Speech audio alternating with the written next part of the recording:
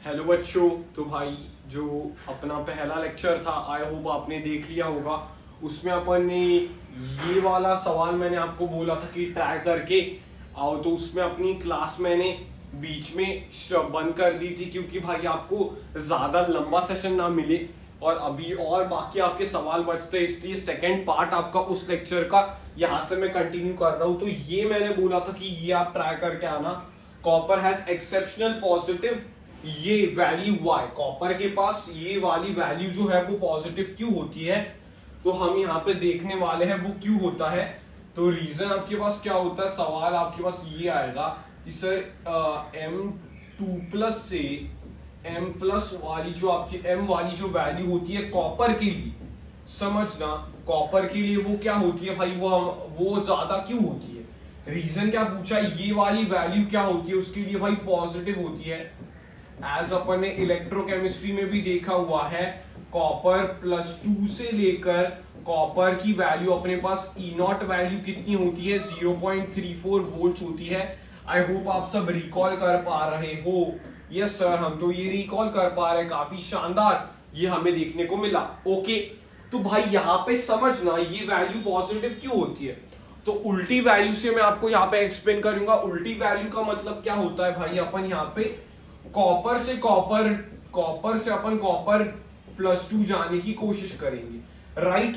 समझो यहाँ पे बहुत अच्छा कंसेप्ट है, इसलिए मैंने बोला था। तभी भी जिन्होंने वो सेशन नहीं देखा वो सेशन देख सकते हो, या फिर पहले अपन इस क्वेश्चन के आंसर देख लो, आगे वाले सब सवाल इसमें कवर होंगे, फिर जाके वो वाला सेशन देखना क्योंकि उसमें भी गिव रीजंस कवर्ड है, ठीक है।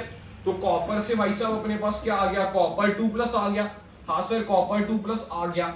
ये वाली अगर अपनी रिएक्शन नॉन स्पॉन्टेनियस होगी, ये रिएक्शन अगर नॉन स्पॉन्टेनियस होगी तो ये वाली रिएक्शन स्पॉन्टेनियस होगी। हाँ सर, तो इसकी वैल्यू क्या आनी चाहिए सर, नेगेटिव आनी चाहिए। तो उसका रीजन मैं क्या बोलूंगा, तो पहले देखना भाई अपन क्या करते हैं, कॉपर से अपन क्या करते हैं, कॉपर अपने पास सॉलिड था। हाँ सर, उससे पहले अपने को गैशियस आयन में गैशियस में कन्वर्ट करता है, क्योंकि गैशियस से ही तुम इलेक्ट्रॉन्स निकाल पाओगे भाई, सॉलिड से इलेक्ट्रॉन थोड़ी निकाल पाओगे, गैस से इलेक्ट्रॉन निकाल पाओगे। हाँ सर, तो यहाँ पे गैस बनाई, उसके बाद तुमने फर्स्ट IE की IE1 लगाया, तो भाई तुमने 1+ कर दिया।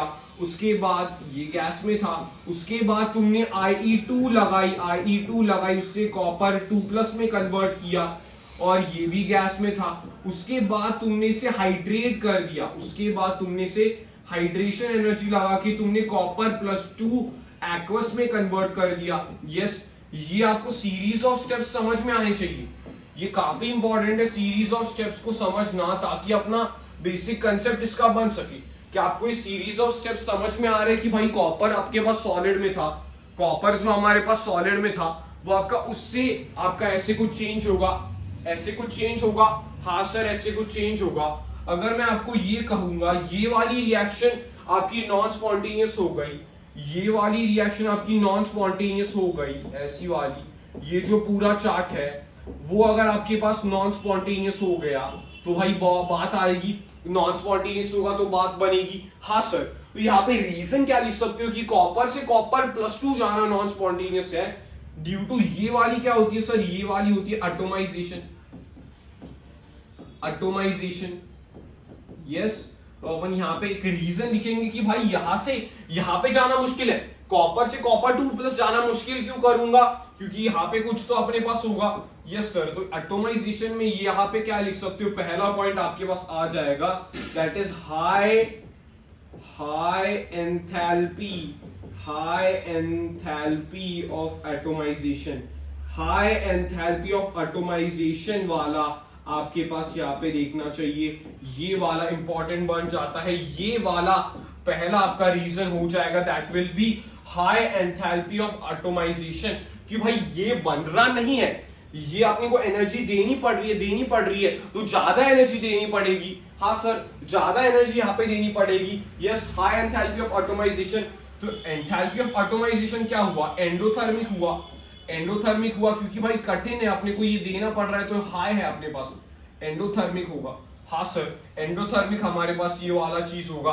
हाँ सर, एंडोथर्मिक ये वाली चीज होगी। हाँ सर, तो पहला रीजन आप क्या लिखोगे भाई, हाई एटोमाइजेशन एनर्जी, हाँ, दूसरा रीजन क्या कर सकते हो, द सम, यहाँ पे आप अच्छी एक बात लिख सकते हो, यहां से क्या मुझे पता चल रहा है, the sum of the two ionisation energies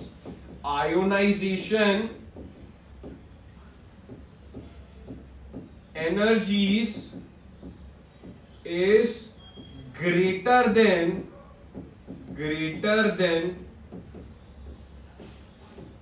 hydration energy. ये भी आपका काफी इंपॉर्टेंट पॉइंट है भाई, मुझे आयोनाइजेशन एनर्जी यहां पे देनी पड़ेगी, एंडोथर्मिक किया मेरा प्रोसेस होगा तो रिलीज, ये वाली क्या होती है, हाइड्रेशन क्या होती है, रिलीज होती है, तो रिलीज मेरी कम होगी। क्या, the sum of two ionisation, यहां पे देखना ये काफी इंपॉर्टेंट पॉइंट आपके पास आ जाता है, the sum of the two ionisation energies is greater than the hydration energy. जितनी रिलीज होनी चाहिए उससे भाई साहब ये ज्यादा है, sum of two ionisation energies is greater than the hydration energy. तो हाइड्रेशन एनर्जी क्या होती है भाई साहब, हाइड्रेशन एनर्जी आपके पास क्या होती है सर, हाइड्रेशन एनर्जी तो हमारे पास एक्सोथर्मिक होती है, वो रिलीज होनी चाहिए, यस। और जो सम ऑफ जो हमारे पास आयोनाइजेशन एनर्जीज है वो हमारे पास ज्यादा है as compare to the hydration energies, के वजह से यहाँ पे आगे स्पॉन्टेनियस कभी होता है, जब ये रिलीज होती है एनर्जी तभी आप बोलते हो कि भाई आगे जा रहा हूं, लेकिन अगर मुझे ज्यादा एनर्जी देनी पड़ रही है तो ये भाई साहब ये आपको फोर्सफुली आपको कन्वर्ट करना पड़ेगा, खुद ब खुद वाली स्पॉन्टेनियस होती है, आपको ये फोर्सफुली करना पड़ेगा। हाँ सर, तो हाइड्रेशन के बारे में मैं यहाँ पे क्या लिख सकता हूँ, सेकेंड पॉइंट में यहाँ पे लिख सकता हूँ लो हाइड्रेशन एनर्जी, लो हाइड्रेशन एंथैल्पी में यहाँ पे लिख सकता हूँ, लो हाइड्रेशन एंथैल्पी में आपके पास यहाँ पे लिख सकता हूँ। बात सबको क्लियर है, स्टेटमेंट यहाँ पे आपके पास पूछी जा सकती है, 2 पॉइंट्स काफी ज्यादा इंपॉर्टेंट है, पूछे जा सकते हैं। मैंने क्या बोला भाई, कॉपर 2+ से कॉपर जाना ये आपके पास स्पॉन्टेनियस है, उसका रीजन क्या है कि भाई मैं प्रूव करूं कि कॉपर से कॉपर 2+ जाना नॉन स्पॉन्टेनियस हो, तो उसमें मुझे क्या देखने को मिला सर, एटॉमाइजेशन तो उसकी काफी हाई थी, मतलब मुझे ज्यादा एनर्जी सप्लाई करनी पड़ रही थी, तो हाई एटॉमाइजेशन है उसके पास, यस। उसके बाद आप और एक पॉइंट ऐड क्या कर सकते हो, the sum of two ionisation energies is not balanced by the hydration energy. ये जो एनर्जी मैं दे रहा हूं वो रिलीज होगी तो भाई स्टेबल बनेगा, तो आगे की तरफ रिएक्शन जाएगी, लेकिन भाई आयोनाइजेशन एनर्जी का सम ही आपके पास ज्यादा है as compare to hydration energy. उसके साथ साथ सेकंड पॉइंट आपका मेंशन क्या होना चाहिए, लो हाइड्रेशन एनर्जी के कारण। तो 2 पॉइंट आपके पास क्या मेंशन होने चाहिए जिसके ऊपर आपकी मार्किंग होगी, एक तो ये वाली बात आपकी मेंशन होनी चाहिए, हाई एंथैल्पी ऑफ एटॉमाइजेशन आपके पास देखने को मिलता है, दूसरी बात आपके पास देखने को मिलता है लो हाइड्रेशन एंथैल्पी आपके पास देखने को मिलती है। इसलिए कॉपर से कॉपर 2+ जाना नॉन स्पॉन्टेनियस होता है, नेगेटिव E0 आता है, लेकिन उल्टी जो उसकी रिएक्शन होगी कॉपर 2+ से कॉपर वो पॉजिटिव आ जाएगा, तो इसके वजह से अपन ने इनडायरेक्टली इसे एक्सप्लेन कर दिया। इसका गिव रीजन यही होगा कि उसकी पॉजिटिव वैल्यू होती है, the reason is that high enthalpy of atomisation and low hydration enthalpy. समझ में आ गई बात, यस। ये आपके पास भाई साहब वो आपके पास रीजन था जिसके ऊपर सवाल पूछा गया था। अगेन अच्छा सवाल ये मुझे लगा कि इससे मैं अच्छा सवाल कह सकता हूं, क्योंकि भाई वो आपकी रीजनिंग स्किल्स को चेक कर रहा है। इस सवाल से क्या कर रहा है भाई साहब, वो आपकी रीजनिंग स्किल्स को चेक करने की कोशिश कर रहा है, जो आपकी रीजनिंग के स्किल्स है वो चेक करने की कोशिश कर रहा है। समझ में आ गई बात, वो किसे चेक करने की कोशिश कर रहा है, रीजनिंग स्किल्स को चेक करने की कोशिश कर रहा है, राइट। समझ में आ गई भाई मेरी बात, ओके। तो ये वाला काफी इंपॉर्टेंट सवाल था, देख सकते हो कि भाई कॉपर के रिलेटेड अपन ने यहाँ पे सारी बातें कंप्लीट कर ली है, ओके। बढ़ जाओ आगे वाले सवालों का सिलसिला अपना यहाँ पे चालू होने वाला है, तो भाई साहब आप सवालों को देखना स्टार्ट करिए, अभी सवालों को देखना स्टार्ट कीजिए। ये भी एक्सप्लेनेशन बेस्ड सवाल है, कुछ सवाल जो यहाँ पे हो सकते हैं वो मैं यहाँ पे करने की कोशिश करूंगा, वरना अपन एक पेज ऐड कर लेंगे, ओके ठीक है। Give explanation for each of the following observations with the same d orbital configuration d4 mn3+ is an oxidizing agent whereas cr2+ is a reducing agent। बहुत अच्छा सवाल है आपके पास ये, अपन ने देखा था पीवाईक्यू सेशन में भी, जो आपके पास एमसीक्यू सेशन थे उसमें भी ये वाला सवाल आया था। क्या है भाई साहब, D4 कॉन्फ़िगरेशन है, तो जो आपके पास Mn3+ होगा वो आपका किस में कन्वर्ट होना चाहेगा, जल्दी से बताइएगा।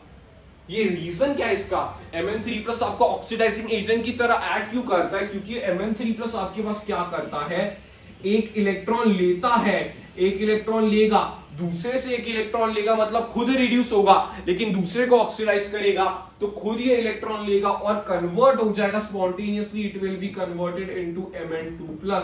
ये वाली रिएक्शन स्पॉन्टेनियस होगी क्या, मुझे कोई बता सकता है?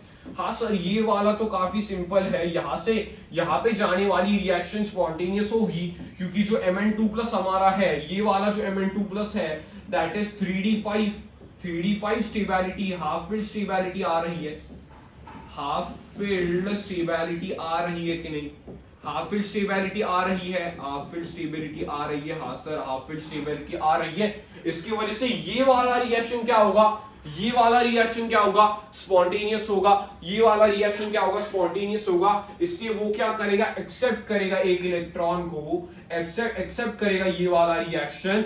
इसलिए Mn3+ आपके पास क्या करेगा, it will act as an oxidising agent. Mn3+ आपके पास क्या करेगा, it will act as an oxidising agent, क्योंकि वो एक इलेक्ट्रॉन ले रहा है और खुद रिड्यूस हो जा रहा है Mn2+ में। क्यों, क्योंकि Mn2+ आपके पास हाफ फील्ड स्टेबिलिटी के कारण ये सारी चीजें आपके पास यहाँ पे देखने को मिल रही है। इसके कारण Mn3+ आपके पास क्या होता है, ऑक्सीडाइजिंग एजेंट होता है। ठीक है, बात क्लियर है? हाँ सर, Cr2+ का अगर आपने जो पार्ट 1 देखा होगा लेक्चर का, उसमें अपन ने ये वाला डिस्कस किया था कि भाई Cr2+ जो आपके पास है, Cr2+ जो आपके पास है वो रिड्यूसिंग क्यों होता है, क्योंकि भाई वो खुद कन्वर्ट हो जाता है, खुद कन्वर्ट हो जाता है Cr+3 में, एक इलेक्ट्रॉन देकर वो आपका खुद कन्वर्ट हो जाता है। एक इलेक्ट्रॉन लूज कर मतलब खुद वो ऑक्सीडाइज हो रहा है, माने वो दूसरों को रिड्यूस कर रहा है, खुद वो किस में कन्वर्ट हो जाता है सर, वो खुद कन्वर्ट हो जाता है Cr3+ में, वो आपके पास कन्वर्ट हो जाता है। इस कन्वर्जन की वजह से क्या होगा सर, ये कन्वर्जन क्यों हुआ, ये कन्वर्जन क्यों हुआ, क्योंकि Cr+3 आपके पास क्या होता है, T2G half field, T2G half field ये आपके पास होता है। इसके कारण ही आपका कन्वर्जन टेक प्लेस हुआ, इसके कारण ही आपके पास रिएक्शन आगे की तरफ बढ़ी। इसके वजह से इसने इलेक्ट्रॉन लूज किया, मतलब ये दूसरों को क्या कर रहा है, रिड्यूस कर रहा है। It is a reducing agent, Cr+2 ion is a reducing agent. इसलिए मैं क्या लिख सकता हूं, Cr+2 ion is a reducing agent, मैं यहां पे लिख सकता हूं। क्या दोनों आपको रीजन समझे, दोनों का D4 इलेक्ट्रॉनिक कॉन्फ़िगरेशन था, हाँ दोनों का D4 इलेक्ट्रॉनिक कॉन्फ़िगरेशन था। इसने क्या किया भाई, इसने D5 इलेक्ट्रॉनिक कॉन्फ़िगरेशन करने के लिए एक इलेक्ट्रॉन लिया, मतलब खुद ये रिड्यूस हुआ, ये खुद रिड्यूस हुआ और दूसरों को ऑक्सीडाइज कर दिया, इसलिए ये ऑक्सीडाइजिंग एजेंट हुआ। हाँ सर, ऑक्सीडाइजिंग एजेंट हुआ। इसने क्या किया सर, इसका D4 इलेक्ट्रॉनिक कॉन्फ़िगरेशन था, इसने ये इलेक्ट्रॉन लूज किया D3 electronic configuration T2G half field में जाने के लिए, इसके कारण उसने दूसरों को रिड्यूस कर दिया। हाँ सर, समझ में आ गई बात? यस सर, समझ में आ चुकी है हमारे पास, ये वाली बात क्लियर है। सवाल अच्छा है, सवाल मिल सकता है, ठीक है। ये वाला देखो, actinoid contraction is greater than lanthanoid contraction. Reason क्या है, actinoid contraction is greater than lanthanoid contraction, ठीक है। इसका रीजन क्या होगा, एक्टिनोइड कॉन्ट्रैक्शन ग्रेटर क्यों होगा, कि भाई ड्यू टू पुअर शील्डिंग। किसकी पुअर शील्डिंग हो रही है, poor shielding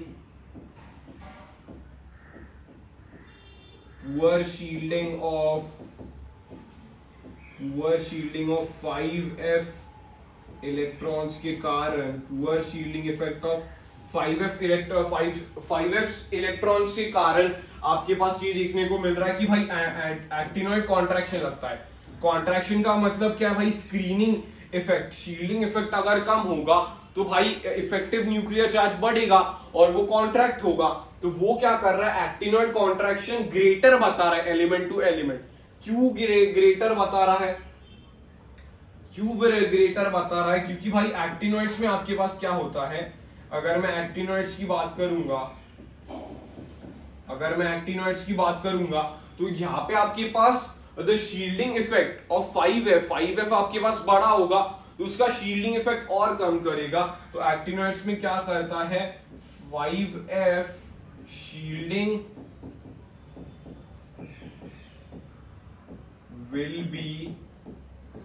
will be more poor। Actinoids में क्या होगा भाई, 5F की शील्डिंग और कम होगी, जितनी कम शील्डिंग होगी उतना ज्यादा एक्टिनॉइड कॉन्ट्रैक्शन होगा, इसलिए actinoid contraction is greater from element to element than lanthanoids. Lanthanoid contraction से ज्यादा होता है। ठीक है, समझ में आ गया रीजन क्या हुआ। Actinoid contraction AC actinoid contraction is greater then lanthanoid contraction. Actinoid contraction क्या होता है भाई, ग्रेटर होता है लैंथेनॉइड कॉन्ट्रैक्शन से। Actinoid contraction is greater then actinoid contraction. तो इसलिए ये आपका एक रीजन हो जाएगा कि एक्टिनॉइड कॉन्ट्रैक्शन ग्रेटर होता है लैंथेनॉइड कॉन्ट्रैक्शन से। रीजन क्या होगा भाई, poor shielding effect of 5F, electrons की शील्डिंग इफेक्ट और ज्यादा कम होगी। ठीक है, तो यहाँ पे देख सकते हो actinoid contraction is greater from element to element. ज्यादा एक्टिनॉइड कॉन्ट्रैक्शन क्यों लगता है भाई यहाँ पे, क्योंकि भाई आपके एनर्जी लेवल्स जो आपके पास 5F इलेक्ट्रॉन्स, जो आपके पास 5F सीरीज होती है, 5F पास आउटर होता है, ज्यादा आपके पास न्यूक्लियस के बाहर होता है, इसके वजह से इसका इफेक्ट भी आपको ज्यादा देखने को मिलता है। 5F आपके पास ज्यादा दूर होता है न्यूक्लियस के, तो ज्यादा इलेक्ट्रॉन्स आएंगे तो भाई ज्यादा शील्डिंग होगी, इसके कारण आपके पास ये रीजन हो जाता है। समझ में आ गई बात? Yes sir. तो ये भी हमारे पास एक स्टैंडर्ड सा सवाल है, आप यहाँ पे देख सकते हो, this is a standard question. पहले सवाल को मैंने अच्छा बोला है क्योंकि भाई वैसे सवाल अपन ने देखे हुए है कि भाई अपने MCQs, अगर आपने नहीं देखे हुए है, बड़ा लेक्चर है वो, आप देख सकते हो कि भाई MCQs में भी ऐसा वाला देखने को मिला था। ये वाला स्टैंडर्ड सवाल है क्योंकि भाई NCERT में भी ये पूछा जा चुका है, राइट? ठीक है, बढ़ू आगे। Yes sir. Transition metals form large number of interstitial compounds. इसका रीजन क्या होगा, तो वो आपसे पूछ रहा है कि इंटरस्टिशियल कंपाउंड्स के बारे में कुछ बताइए। इंटरस्टिशियल कंपाउंड्स ट्रांजिशन मेटल्स क्यों बनाते हैं?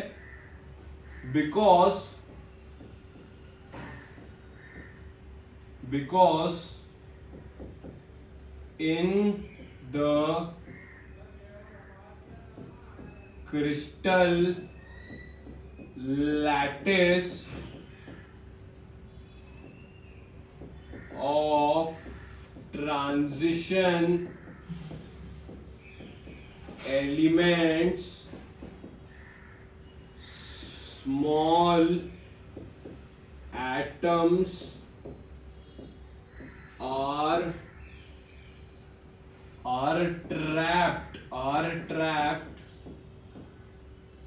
trapped, leading to the formation of interstitial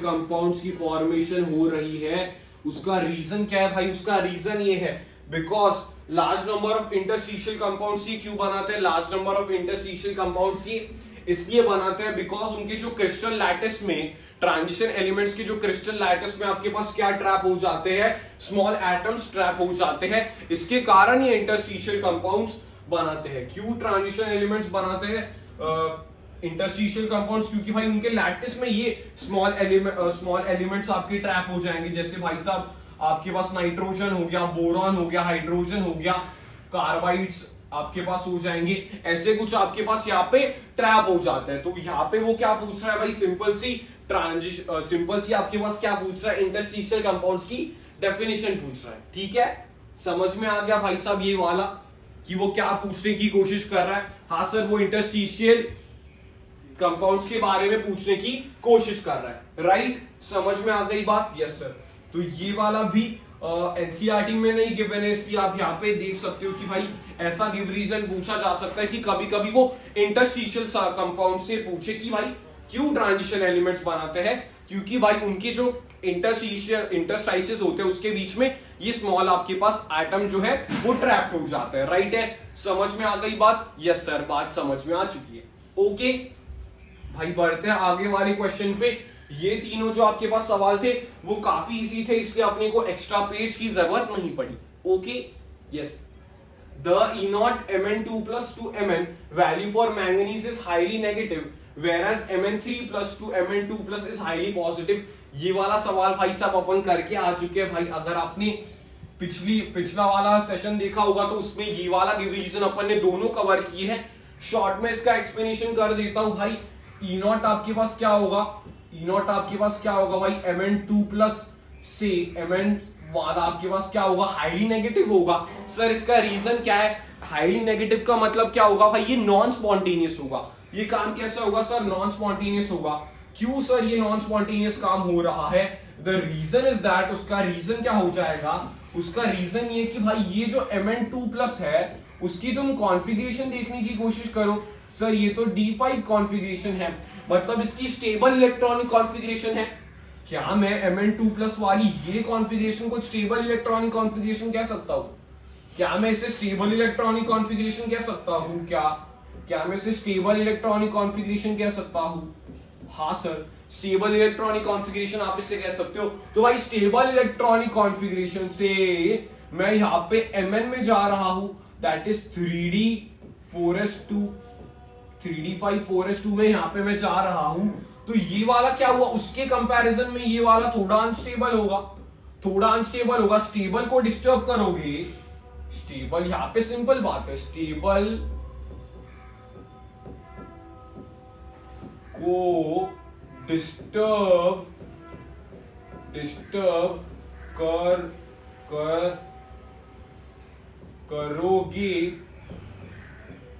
तो नॉन स्पॉन्टेनियस ही होगा ना भाई। स्टेबल को डिस्टर्ब करोगे तो नॉन स्पॉन्टेनियस होगा, जाहिर सी बात है। लॉजिक भी देख सकते हो भाई, स्टेबल वाले को डिस्टर्ब करोगे तो नॉन स्पॉन्टेनियस ही होगा। हाँ सर, ये है आपका कंसेप्ट यहाँ का। स्टेबल को डिस्टर्ब करोगे, स्टेबल वाले को डिस्टर्ब करोगे तो नॉन स्पॉन्टेनियस होगा। नॉन स्पॉन्टेनियस का E0 के टर्म्स में मीनिंग क्या होता है? नॉन स्पॉन्टेनियस का E0 के टर्म्स में मीनिंग होता है E0 will be negative. Non spontaneous का E0 के टर्म्स में मीनिंग क्या होता था? सर नेगेटिव होना। हाँ समझ में आ गया। तो स्टेबल को अगर तुम डिस्टर्ब करोगे तो नॉन स्पॉन्टेनियस होगा।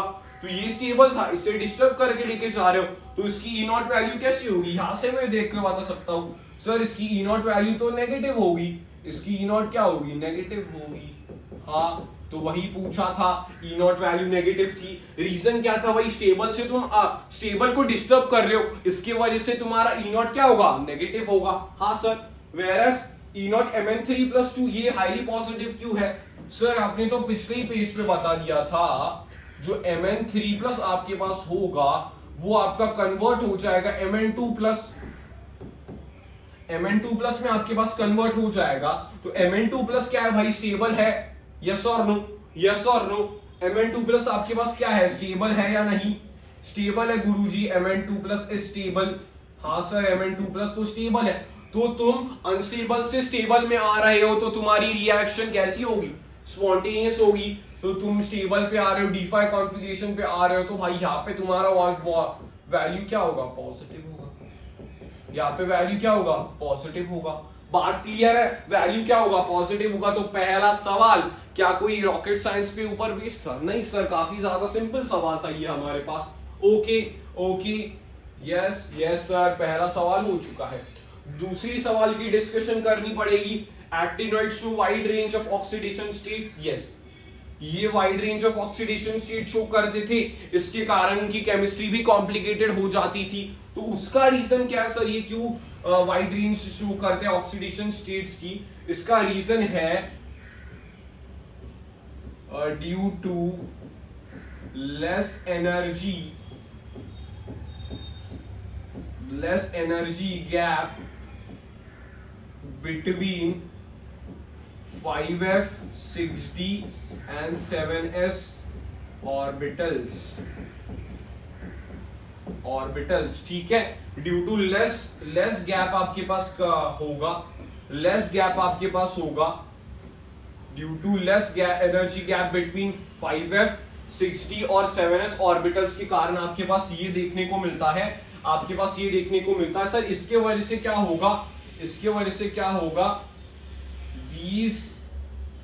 these will take part in bonding। ये आपके क्या करेंगे भाई, बॉन्डिंग में पार्टिसिपेट करेंगे। ये सारे ऑर्बिटल्स अगर बॉन्डिंग में पार्टिसिपेट कर गए तो भाई ये इलेक्ट्रॉन्स भी छोड़ेंगे, इसके कारण आपके पास क्या आ जाएगा, ऑक्सीडेशन स्टेट्स की वाइड वैरायटी आ जाएगी। भाई अगर 7s 6d और 7s ही अगर तुम्हारा d में होता है, d और s की एनर्जी लगभग सेम होती है, उसके वजह से वहां पे वेरिएबल ऑक्सीडेशन स्टेट्स देखने को मिल रहे थे। तो यहाँ पे f ब्लॉक में क्या होगा, f ब्लॉक के एक्टिनॉइड्स में एनर्जी गैप 5f 6d और 7s का कम होगा, तो ये सारे आपके बॉन्डिंग में पार्टिसिपेट करेंगे, इसके कारण आपके पास ऑक्सीडेशन स्टेट्स की वाइड वैरायटी होगी। जैसे मैंने आपको बताया था कि भाई नेपच्यूनियम और प्लूटोनियम तो +7 ऑक्सीडेशन स्टेट भी शो करता है, तो उसका मेजर रीजन क्या होगा आप याद रखेंगे, उसका मेजर रीजन ये एनर्जी गैप वाला मेजर उसका रीजन होने वाला है। तो आप इसे देख सकते हो, अच्छा सवाल है ये, मुझे अच्छा सवाल लगा कि भाई उसने थोड़ा कंसेप्चुअल टारगेट करने की कोशिश की थी। Yes, okay. Transition metals of high melting point, sir ये तो आपने पहले ही प्रेडिक्ट कर दिया था। क्या ये पहले ही मैंने प्रेडिक्ट कर दिया था वहां पे ही कि भाई ऐसा सवाल आ सकता है, प्रेडिक्ट कर दिया था क्या? यस लिख दीजिए जल्दी।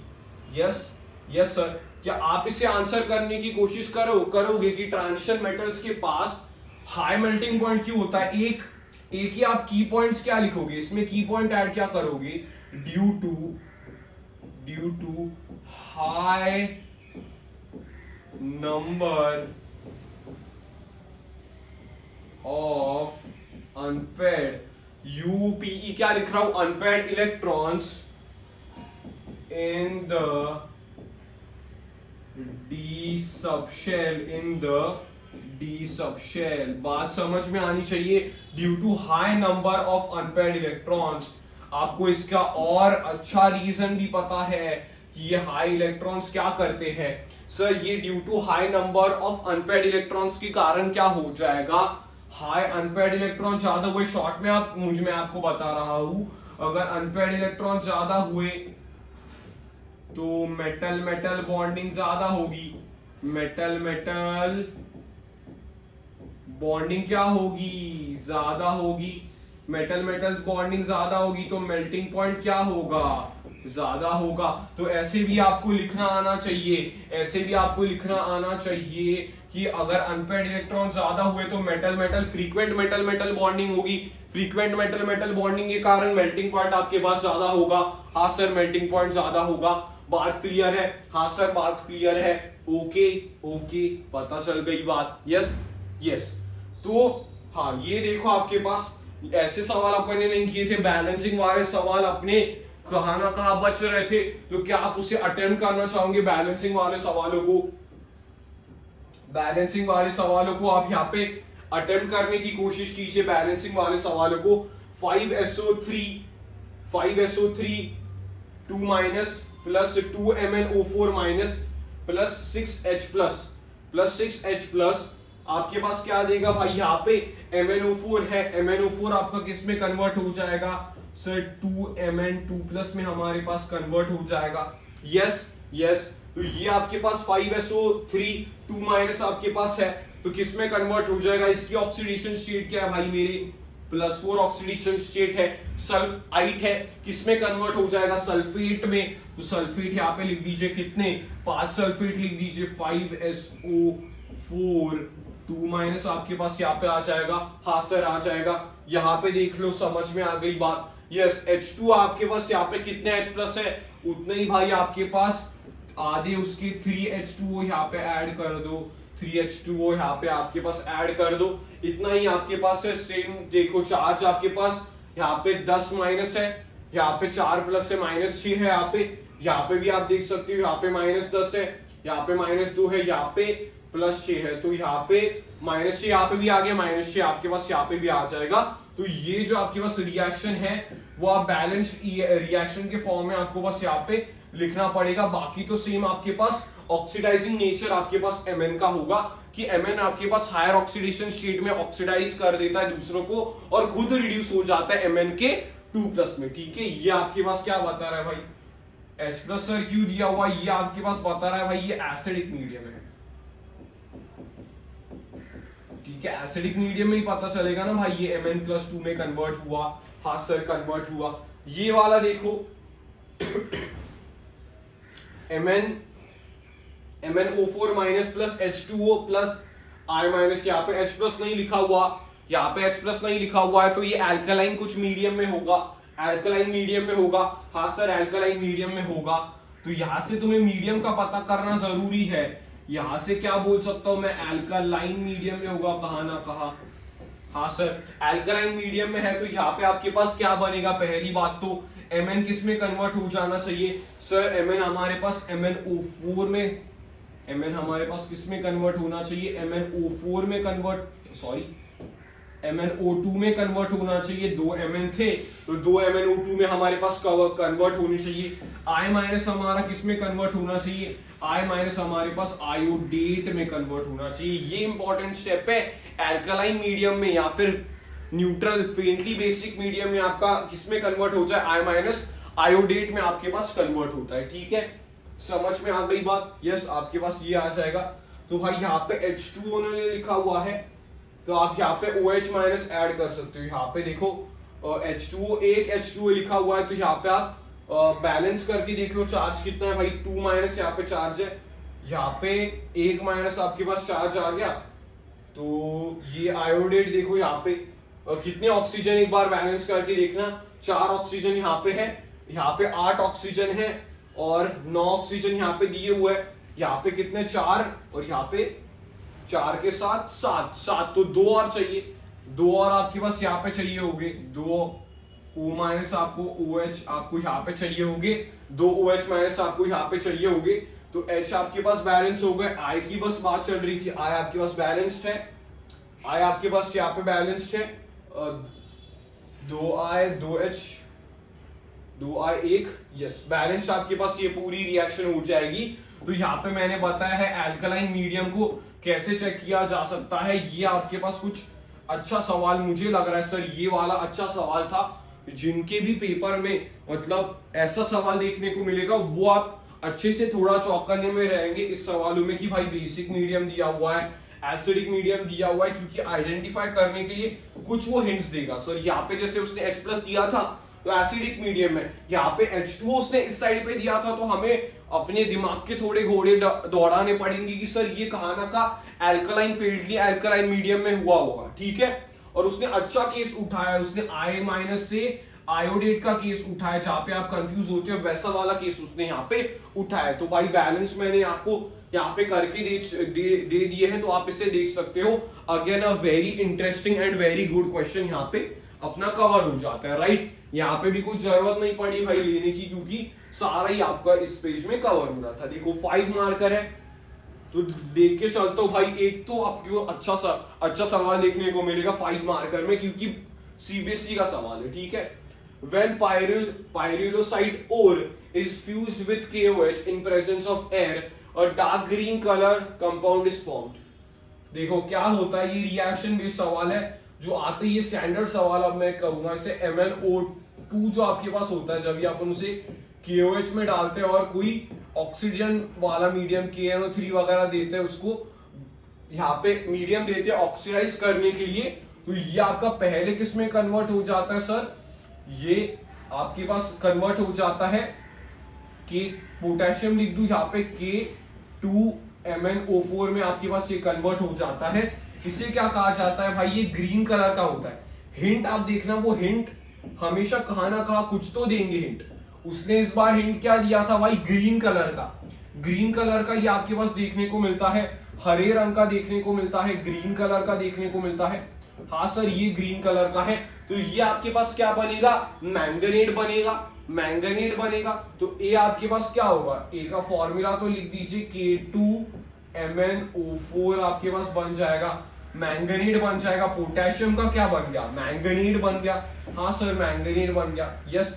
अभी इसको अपन ने एसिड में डाला, देखो इसको एसिड में डाल दा, वही अपनी स्टेप्स थी। क्या सर, इसे एसिड मीडियम में डाल दो, इसे क्या कर दो, एसिडिक मीडियम में डाल दो, तो ये मैंगनीट का किसमें कन्वर्ट हो जाएगा, पर मैंगनीट, पर मैंगनीट में कन्वर्ट हो जाएगा। किसमें कन्वर्ट हो जाएगा, KMnO4 में कन्वर्ट हो जाएगा। पर मैंगनीट में आपका ये कन्वर्ट हो जाएगा। तो उसने पर मैंगनीट का पूछा होगा फॉर्मूला, बता दीजिए उसे फॉर्मूला क्या है भाई पर मैंगनीट का। पर मैंगनीट का फॉर्मूला है KMnO4 आपके पास इसका फॉर्मूला हो जाता है, राइट। सबको समझ में आई ये वाली बात, हाँ सर सबको समझ में आई। ये काफी इजी सवाल था, इजी सवाल था। यहाँ पे लिखो, write the ionic equation of reaction when compound B reacts with Fe2 in acidic medium. देखो रिएक्शंस के ऊपर वो 5 मार्कर में आपके हाई चांसेस होते हैं कि भाई वो रिएक्शन के ऊपर कहा ना का सवाल बनाने की कोशिश करे। तो रिएक्शन के ऊपर उसने सवाल बनाने की कोशिश की कि जो आपका MnO4 माइनस की रिएक्शन आप करिए Fe2 के साथ एसिडिक मीडियम में, तो ये आपका क्या हो जाएगा भाई, ये यहाँ पे आपके पास Fe किस में कन्वर्ट हो जाएगा, Fe3+ में ऑक्सीडाइज हो जाएगा। ये खुद आपका Mn2+ में कन्वर्ट हो जाएगा। यहाँ पे देखोगे ऑक्सीजन कितने, 4 ऑक्सीजन है, तो उतने ही अपने को भाई 4 अपने को वाटर मॉलिक्यूल्स यहाँ पे ऐड करने पड़ेंगे। 4 वाटर मॉलिक्यूल्स है तो 8H वहां पे हो गए, तो यहाँ पे आपके पास 8H+ आपको ऐड करने पड़ेंगे, 8H+ आपको यहाँ पे ऐड करने पड़ेंगे। I think the reaction is fully balanced. देखो चार्ज एक बार चेक करो, -2 +9 यहाँ पे आ जाएगा। यहाँ पे कितना आ गया, यहाँ पे कुछ क्या हुआ है, माइनस और ये 2+ था, 2+ और ये +10 और ये +9 आ रहा है। Right the ionic equations for compound MnO4 + Fe2+। अच्छा Fe2+, अच्छा देखो यहाँ पे क्या है, इसका ट्रांसफर भी देखना पड़ेगा। ये Fe का तो कुछ रोल नहीं है, आयंस बैलेंस करने पड़ेंगे। तो ये इसका चेंज कितने का हुआ, 5 का चेंज हुआ, इसका 1 का चेंज हुआ। तो यहाँ पे मुझे 5 से मल्टीप्लाई करना पड़ेगा, यहाँ पे 5 से मल्टीप्लाई करना पड़ेगा। देखो 5 से मैंने मल्टीप्लाई कर दिया, अभी चेक करने की कोशिश करो, 10 और ये कितना हो गया, 18 ये 17 हो गया। यहाँ पे देखो 15 और ये 17 हो गया। The reaction is balanced. Okay भाई, रिएक्शन बैलेंसिंग के ऊपर आप थोड़ा टाइम यहाँ पे देके आप यहाँ पे सॉल्व कर सकते हो। ये वाली आपकी रिएक्शन क्या हो जाएगी भाई, बैलेंस हो जाएगी, राइट है। सबको बात क्लियर है, यस सर। उसके बाद उसने क्या दिया भाई, गिव रीजंस यहाँ पे उसने देने की कोशिश की है। Copper +4 in aqueous solution is a good oxidising agent. Good oxidising agent क्यों है, क्योंकि अगर आपको याद है कि भाई लैंथेनॉइड्स की स्टेबल ऑक्सीडेशन स्टेट क्या है, कॉमन ऑक्सीडेशन स्टेट क्या है लैंथेनॉइड्स की, तो वो आपके पास +3 ऑक्सीडेशन स्टेट होगी। +3 ऑक्सीडेशन स्टेट यहाँ पे आपके पास देखने को मिलती है। लैंथेनॉइड्स की आपके पास +3 ऑक्सीडेशन स्टेट देखने को मिलती है। तो ये सीरियम +4 इन एक्वस सॉल्यूशन, ये सीरियम +4 आपका किसमें कन्वर्ट होने की कोशिश करेगा, सीरियम आपके पास क्या होगा, सीरियम +4 जो आपके पास है वो सीरियम 3+ में कन्वर्ट होने की कोशिश करेगा। सीरियम +4 आपका सीरियम +3 में कन्वर्ट होने की कोशिश करेगा, क्योंकि भाई ये आपके पास एक्टिनॉइड्स की मोस्ट कॉमन ऑक्सीडेशन स्टेट है, मोस्ट कॉमन स्टेट है इसके पास। तो भाई ये गुड ऑक्सीडाइजिंग एजेंट क्यों होगा, कि भाई ये इलेक्ट्रॉन अब्सॉर्ब कर रहा है, यहां से वो क्या कर रहा है भाई, इलेक्ट्रॉन ले रहा है, मतलब खुद ये रिड्यूस हो रहा है लेकिन दूसरे को ऑक्सीडाइज कर रहा है। तो यहाँ पे वो +3 में कन्वर्ट हो रहा है। +3 में क्यों कन्वर्ट हो रहा है, क्योंकि भाई लैंथेनॉइड्स, पूरे लैंथेनॉइड्स की सबसे कॉमन ऑक्सीडेशन स्टेट +3 है। तो +3 में वो कन्वर्ट होना चाहता है, तो it is readily converting. Sir इसका रेडिली कन्वर्टिंग का आप कुछ प्रमाण दे सकते हो क्या, डेटा से भाई दूंगा। इसका E0 वैल्यू कुछ 1.7 2 के आसपास होता है, इसका ई नॉट वैल्यू 1.72 के आसपास होता है, तो आप देख सकते हो कि ये ई नॉट वैल्यू इसका पॉजिटिव है, and positive E naught value tells us that ये स्पॉन्टेनियसली रिएक्शन हो रही है, इसलिए it is a good oxidising agent, इसलिए it is a good oxidising agent. अगर तुमने ई नॉट वैल्यू लिख दी तो भाई मार्क्स कट होने के चांसेस कम हो जा रहे हैं। गुड ऑक्सीडाइजिंग एजेंट, ठीक है, गुड ऑक्सीडाइजिंग एजेंट, और इतना अच्छा ऑक्सीडाइजिंग एजेंट है कि भाई ये वाटर को भी ऑक्सीडाइज कर सकता है, लेकिन वो रिएक्शन काइनेटिकली स्लो होती है, इसलिए भाई इसे क्या कहा जाता है, एनालिटिकल रिएजेंट। इसे क्या कहा जाता है, एनालिटिकल रिएजेंट। आपके पास ये होता है एनालिटिकल रिएजेंट की तरह अपन यहां पे से यूज कर सकते हैं ड्यू टू इट्स एप्लीकेशंस, ठीक है, ड्यू टू इट्स एप्लीकेशन अपन यहां पे से यूज कर सकते हैं। तो आई होप आपको ये समझ में आया होगा कि ये क्यों Cerium+4 आपके पास एक गुड ऑक्सीडाइजिंग एजेंट है एक्वस सॉल्यूशन में, क्योंकि वो +3 में कन्वर्ट होना चाह रहा है। ई नॉट वैल्यू से अपने को और अच्छे से समझ में आना चाहिए, ठीक है, okay. Actinoid contraction is greater, ये तो सवाल रिपीट हो गया भाई, ये रिपीटेड क्वेश्चन है, अभी ही अपन ने किया है, रिपीटेड सवाल है,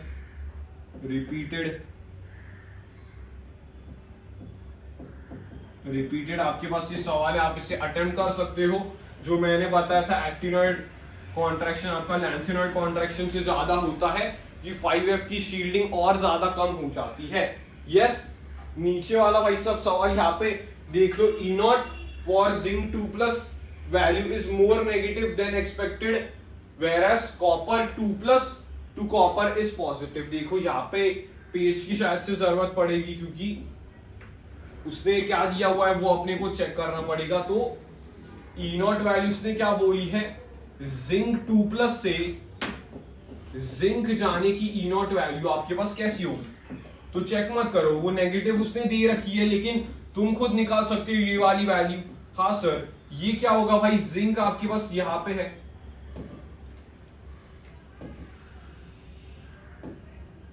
तो भाई जिंक आपके पास यहाँ पे +2 पे पड़ा हुआ है, तो +2 पे इसकी इलेक्ट्रॉनिक कॉन्फ़िगरेशन क्या होगी, जिंक की +2 पे इलेक्ट्रॉनिक कॉन्फ़िगरेशन क्या होगी सर, +2 पे इलेक्ट्रॉनिक कॉन्फ़िगरेशन इसकी क्या होगी सर, 3d10 इसकी कॉन्फ़िगरेशन होगी, और ये स्टेबल इलेक्ट्रॉनिक कॉन्फ़िगरेशन होती है। 3d10 is a stable electronic configuration, is a stable configuration, ठीक है, स्टेबल कॉन्फ़िगरेशन है हमारे पास, ये स्टेबल कॉन्फ़िगरेशन है। तो जैसे ही भाई वो बोल रहा है इस स्टेबल वाले से, स्टेबल वाले को जब भी तुम छोड़ोगे तो वो रिएक्शन कैसी होगी, नॉन स्पॉन्टेनियस होगी। हाँ सर, वो रिएक्शन नॉन स्पॉन्टेनियस होगी, इसलिए इसका ई नॉट क्या आना चाहिए सर, इसका ई नॉट आना चाहिए नेगेटिव।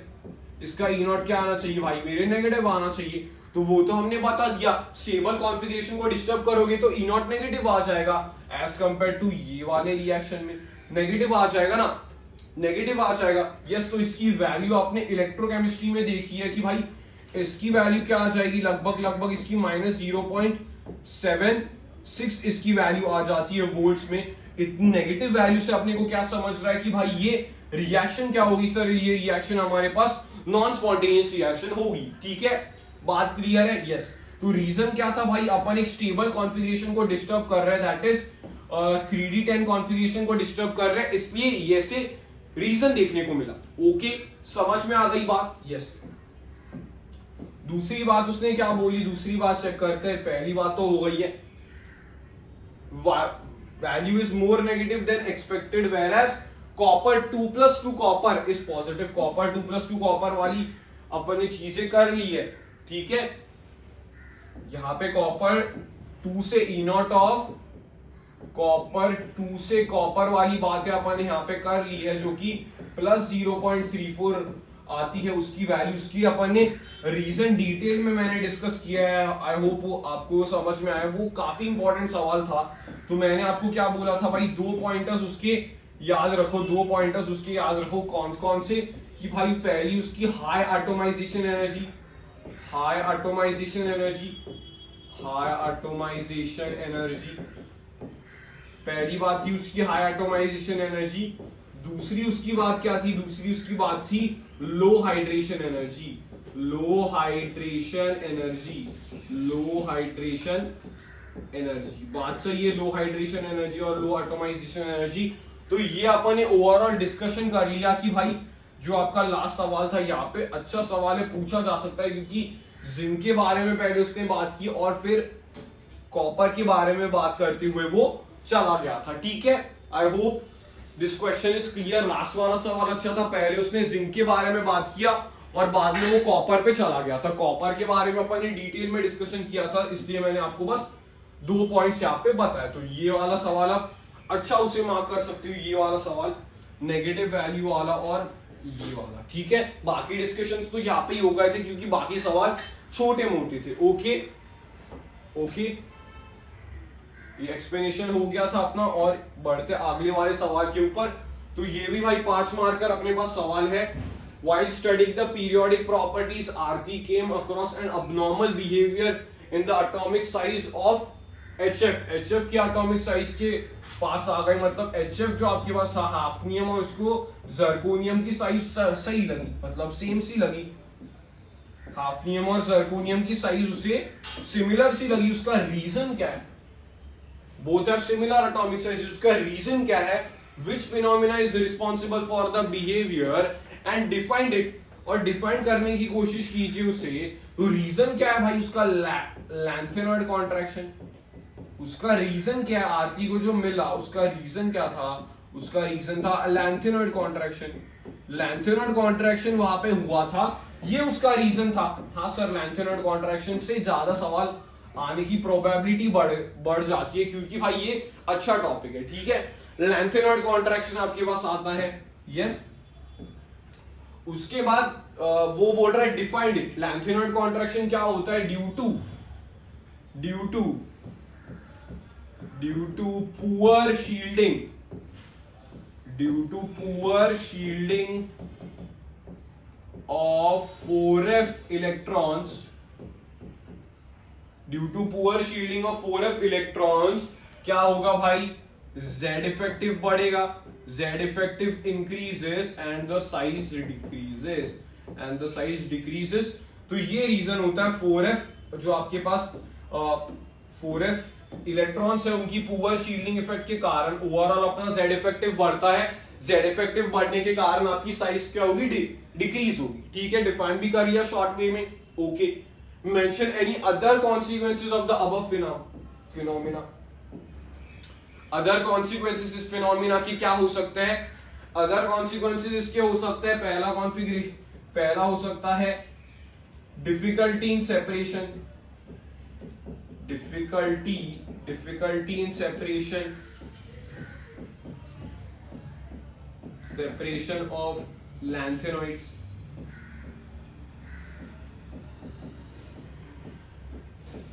लैंथेनॉइड्स के भाई सेपरेशन में डिफिकल्टी होती है क्योंकि भाई सबकी लगभग सेम साइज होती है। तो भाई सेपरेट करे कैसे? फिजिकल प्रॉपर्टीज अगर सेम हुए तो जो फिजिकल मेथड से उससे अपन सेपरेट नहीं कर सकते। तो पहला अपन लिख सकते हैं कि difficulty in separation of the lanthanoids. दूसरा अपन यहाँ पे क्या लिख सकते हैं? बेसिसिटी का रीजन भी अपन यहाँ पे लिख सकते हैं। बेसिसिटी इन लैंथेनॉइड्स, बेसिसिटी इन लैंथेनॉइड्स में बेसिसिटी का मतलब क्या होगा भाई? +3 की अपन यहाँ पे बेसिसिटी कंपेयर कर सकते हैं। बेसिसिटी अपन +3 की यहाँ पे कंपेयर कर सकते हैं। इसकी +3 की अपन यहाँ पे बेसिसिटी कंपेयर कर सकते हैं। कैसे भाई? लैंथेनम से स्टार्ट करो और ल्यूटेशियम तक जाओ। लैंथेनम से स्टार्ट करो, लैंथेनम +3 आपके पास ये आ जाएगा। लैंथेनम से आप जाओगे लुटेशियम +3 तक। तो लैंथेनम +3 आपके पास क्या है? इस साइड को है। तो जैसे जैसे आप यहाँ पे जाओगे वैसे वैसे आपका लैंथेनॉइड कॉन्ट्रैक्शन लगता जाएगा, Z इफेक्टिव बढ़ेगा। तो जैसे आप यहाँ पे जाओगे वैसे इसका साइज कम होगा। तो अगर इसका साइज कम होता है तो इसका फाई बढ़ेगा। फाई का मतलब क्या होता है? चार्ज टू साइज रेशियो इसका बढ़ेगा, मतलब फर्जर्न्स रूल के अकॉर्डिंग इसका कोवेलेंट कैरेक्टर बढ़ेगा। कोवेलेंट कैरेक्टर बढ़ने के कारण उसका बेसिक कैरेक्टर कम होगा। यस, तो इसका बेसिक कैरेक्टर कम होगा, इस वाले का क्या होगा? BS कम होगा। इस वाले का बेसिक कैरेक्टर कम होगा। तो इसके वजह से जैसे जैसे अपन ऐसे जाएंगे वैसे बेसिक स्ट्रेंथ कम हो जाएगी, बेसिक स्ट्रेंथ कम हो जाएगी। तो यहाँ पे इन वालों की बेसिक स्ट्रेंथ आपकी क्या होती है, ज्यादा होती है। इस साइड को जाते वक्त जब भी आप ऐसे जाओगे तो इसकी बेसिक स्ट्रेंथ आपके पास लैंथेनम से जाके ल्यूटेशियम तक बेसिक स्ट्रेंथ घटती जाती है। तो उसका रीजन भी आपके पास क्या हो जाएगा, लैंथेनॉइड कॉन्ट्रैक्शन हो जाएगा, बेसिसिटी इन द लैंथेनॉइड्स। ये दो आप रीजन मेंशन कर सकते हो, कॉन्सिक्वेंसेस यही दो आप मेंशन करके आ सकते हो। ठीक है, समझ में आ गया। पहला रीजन है difficulty in separation of the lanthanoids, और दूसरा रीजन आप लिख सकते हो बेसिसिटी इन द लैंथेनॉइड्स। ठीक है, ओके सर, ठीक है। गिव रीजंस इसमें यहाँ पे कवर हो जाएंगे, रिपीटेड गिव रीजंस ये आते हैं। Transition metals exhibit catalytic property, क्यों एग्जिबिट करते हैं, दो रीजन याद रखना, बात खत्म। दो, पहला रीजन क्या होगा, वेरिएबल ऑक्सीडेशन स्टेट्स के कारण, variable OS, variable oxidation states के कारण, क्योंकि भाई Fe3+ का आपके पास एग्जांपल आ जाएगा, Fe3+ Fe2+ के फॉर्म में रहता है, तो वेरिएबल ऑक्सीडेशन स्टेट्स के कारण ही आपके कैटालिटिक प्रॉपर्टी शो करते हैं। दूसरा आपके पास क्या होगा भाई, complex formation tendency, complex formation के कारण, तो दो रीजन आप यहाँ पे याद रखोगे। कौन से दो रीजन सर हम याद रखेंगे, ये दो रीजन की वेरिएबल ऑक्सीडेशन स्टेट्स के कारण, और दूसरा रीजन है कॉम्प्लेक्स फॉर्मेशन टेंडेंसी के कारण, ठीक है, समझ में आ गई बात। यस, ये वाला सवाल हो गया। तो अच्छा सवाल है भाई, ये टू द पॉइंट आपकी रीजनिंग मांगता है। फर्स्ट वाला अच्छा सवाल है। दूसरा वाला देखो, रिपीटेड है, transition metals have high enthalpy of atomisation, repeated सवाल है भाई ये, तो इसे रिपीटेड लिख सकता हूं।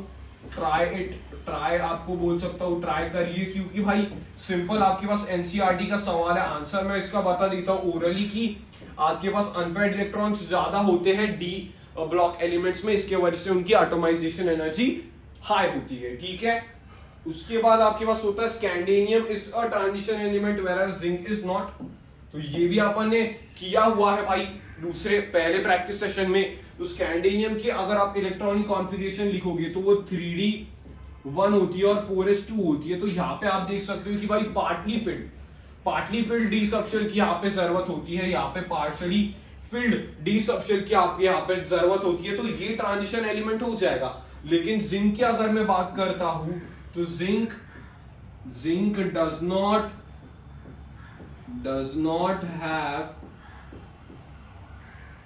does not have partially filled d subshell in its ground state or non oxidation state, right. तो ये आप ऐसे लिख सकते हो कि भाई इसमें D10 कॉन्फ़िगरेशन आता है, एक ही ऑक्सीडेशन स्टेट इसमें होती है, दैट इज 2+ वाली। तो यहाँ पे आपके पास क्या देखने को मिलता है, it does not have partially field D subshell in its ground state और नॉन ऑक्सीडेशन स्टेट। तो काफी ज्यादा सिंपल सवाल है, दैट इज स्टैंडर्ड क्वेश्चन में से लिख सकता हूं। कैसा सवाल में से लिख सकता हूं, कैसा लिख सकता हूं भाई, इसे स्टैंडर्ड सवाल में से लिख सकता हूं, जो आपको देखने को मिलेगा कि ऐसा सवाल आता ये एक हाथ की कौन सा ट्रांजिशन एलिमेंट है या नहीं। ठीक है, तो समझ में आ गया। ये वाला 5 मार्कर बहुत ज्यादा स्कोरिंग था, इसलिए आई होप सबको समझ में आया होगा कि भाई सिंपल अपन ने बेसिक्स जान के अपन ने इस सवाल को टैकल करने की कोशिश की थी, राइट। बढ़ू आगे, यस सर। देखो 3 मार्कर पे आ गया है, और भाई दोनों ही आपके सिंपल सवाल है। What is meant by crystal field splitting energy. Crystal field splitting energy का मतलब क्या होता है, मतलब splitting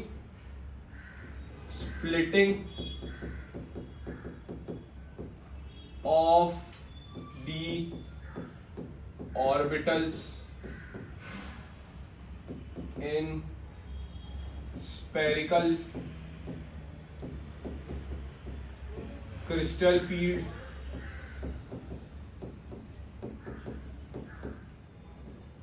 the energy released in that splitting तो जितनी एनर्जी रिलीज हुई उनके स्प्लिटिंग में, उसमें कहा जाता है क्रिस्टल फील्ड स्प्लिटिंग एनर्जी। तो क्रिस्टल फील्ड में स्पेरिकल टर्म आप हटा भी सकते हो यहाँ पे।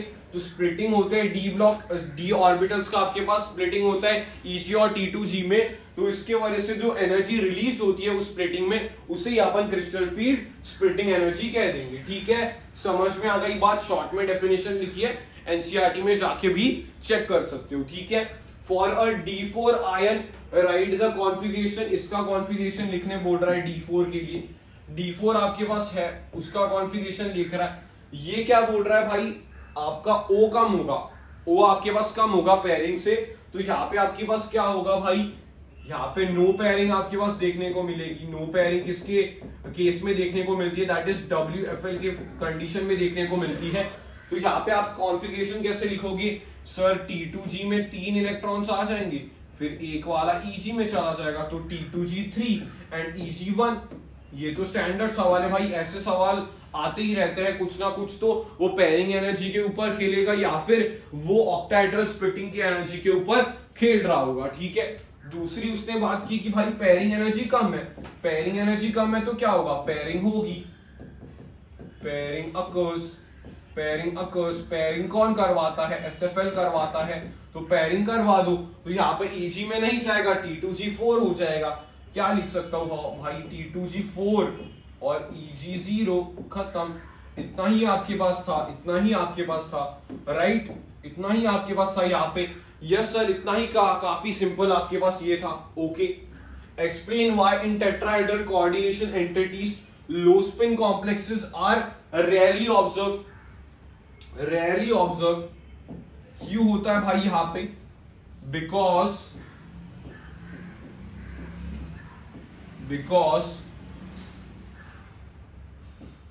the tetrahedral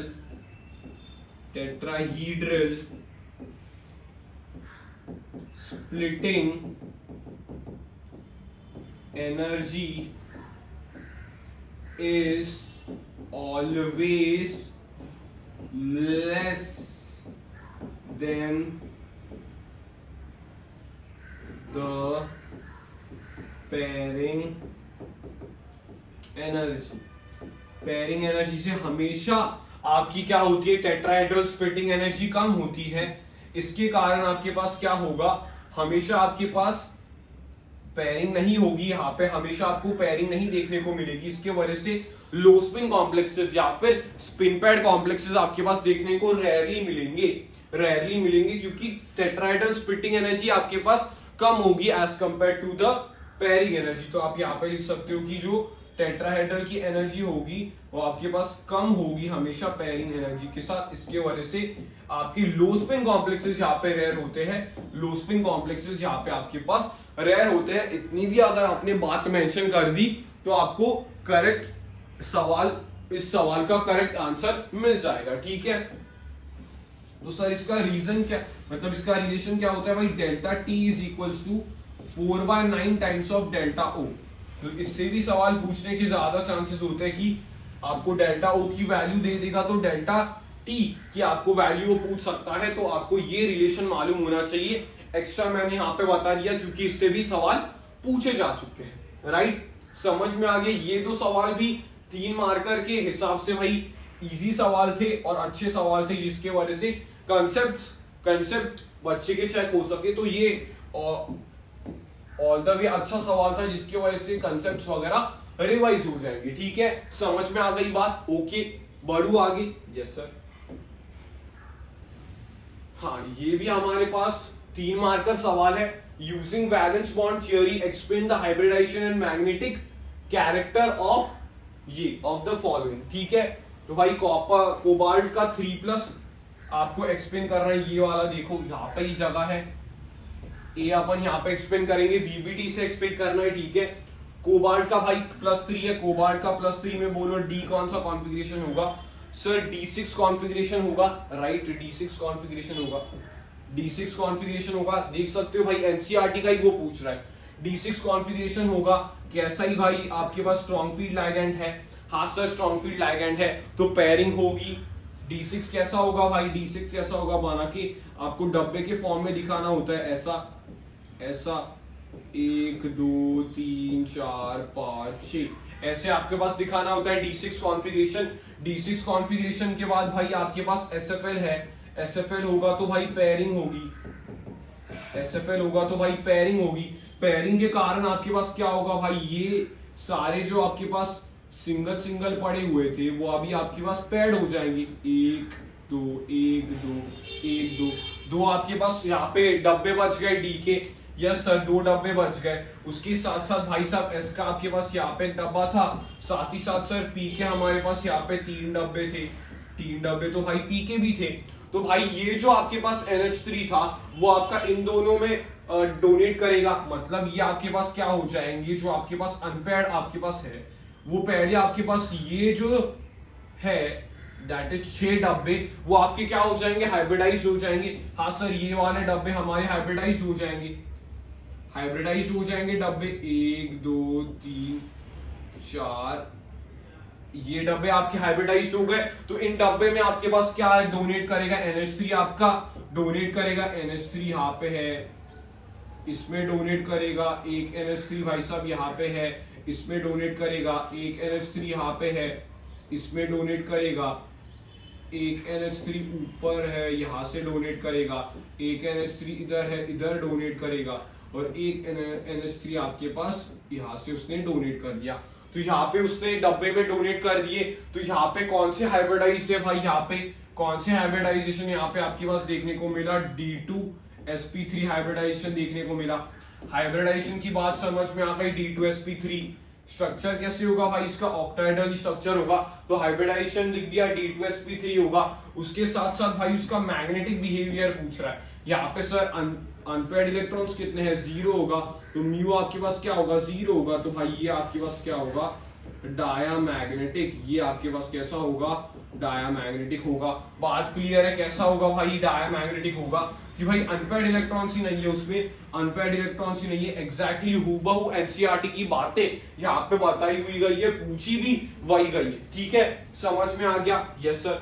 उसके बाद NiCO4 आपके पास ये है, टेट्रा निकल कार्बोनाइल, सॉरी टेट्रा कार्बोनाइल निकल, ये आपके पास है। तो भाई ये आपके पास क्या होगा, निकल आपके पास ऐसा है, ऑक्सीडेशन स्टेट कितनी है भाई निकल की, 0 है।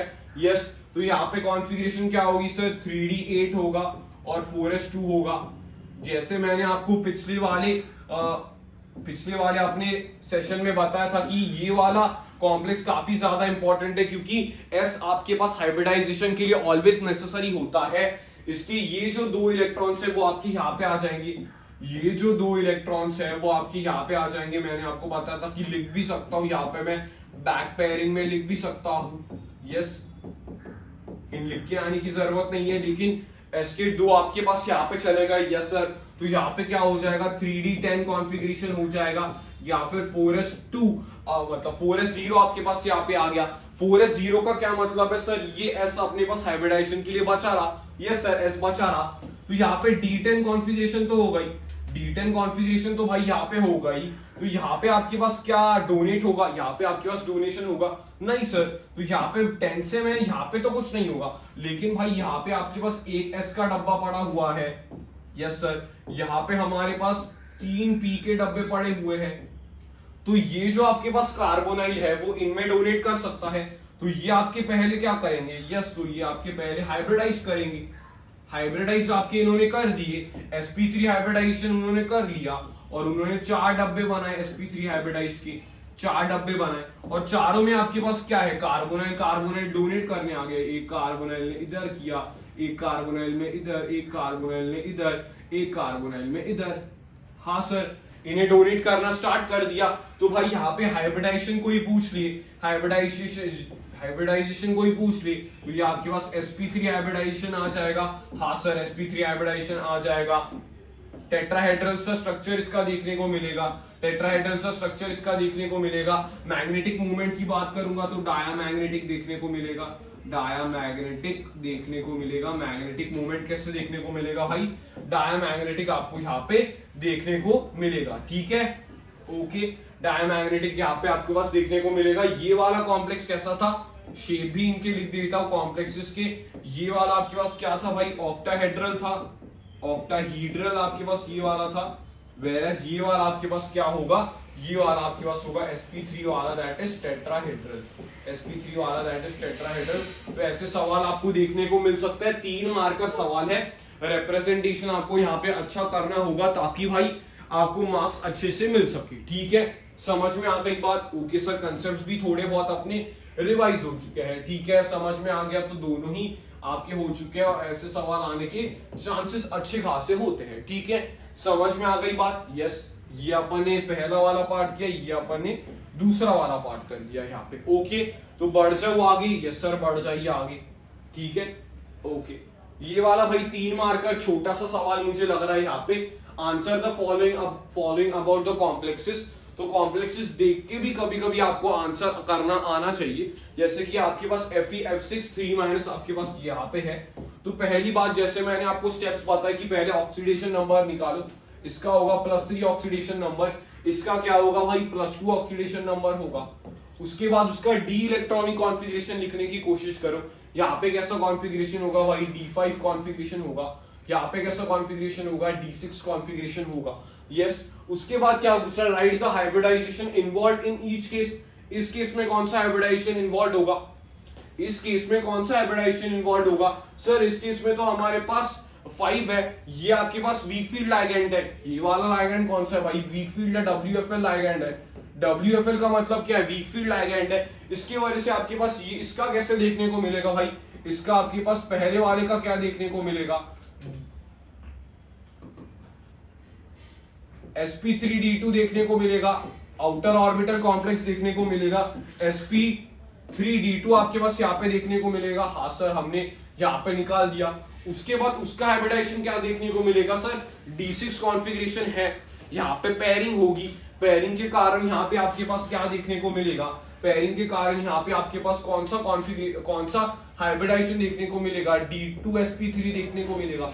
क्या D2sp3 आपको यहाँ पे देखने को मिलेगा? हाँ सर, D2sp3 हमें यहाँ पे देखने को मिलेगा। तो आप यहाँ पे कॉन्फ़िगरेशंस ओरली भी आप निकाल सकते हो, nothing much deal over here, ठीक है। समझ में आ गया यहाँ पे कौन सा है, D2sp3 आपके पास यहाँ पे आ जाएगा, ठीक है। Which of them is a outer orbital complex and which of them is a inner orbital complex? Simple सवाल आपके पास यहाँ पे आ जाएगा। सिंपल क्या सवाल है कि भाई कौन सा, ये वाला पहला वाला भाई आपके पास है outer orbital complex, outer orbital complex या फिर हाई स्पिन कॉम्प्लेक्स कह सकते हो, ऑर्बिटल कॉम्प्लेक्स। दूसरा वाला आपके पास क्या है भाई, इनर ऑर्बिटल कॉम्प्लेक्स या फिर लो spin complex, inner orbital complex आपके पास आ जाएंगे। बहुत सिंपल सवाल है भाई। एक भी आपने बात पकड़ ली तो भाई दोनों सवाल आपके जेब में नंबर्स आपके फ्रीली आ जाएंगे। Okay, compare there magnetic behaviour. Simple भाई, बहुत सिंपल सवाल है। सबसे ज्यादा सिंपल सवाल जो अपन ने एनकाउंटर किया है वो ये वाला है, ठीक है। समझ में आ गई बात? ओके, मैग्नेटिक बिहेवियर की कैसे बात करूंगा, D5 है भाई, D5 है, पैरामैग्नेटिक होगा, पैरामैग्नेटिक होगा। सिंपल आप उन्हें म्यू कैलकुलेट करके बता सकते हो। म्यू बराबर आपके पास कितना आ जाएगा भाई, 5 इंटू 7 दैट इज 35। तो 5.89 की रेंज में आपके पास आ जाएगा, 5.89 ये आपके पास आ जाएगा। या फिर रूट में भी आप आंसर लिख सकते हो, √35 आपका इसका आंसर आ जाएगा। वेरस ये फर्स्ट की मैं बात कर रहा हूँ, ये किसकी बात कर रहा हूँ सर, फर्स्ट कॉम्प्लेक्स की मैं यहाँ पे बात कर रहा हूँ, ठीक है। फर्स्ट कॉम्प्लेक्स की बात हो गई। यस सर, अभी दूसरे कॉम्प्लेक्स पे चलते हैं। तो दूसरा कॉम्प्लेक्स आपके पास क्या है सर, पैड हो जाएगा। पैड कॉम्प्लेक्स है तो आपके पास D0, मतलब D0 बोलूंगा नहीं, पैड आपके पास हो गया। तो वो आपके पास क्या होगा, डायामैग्नेटिक होगा।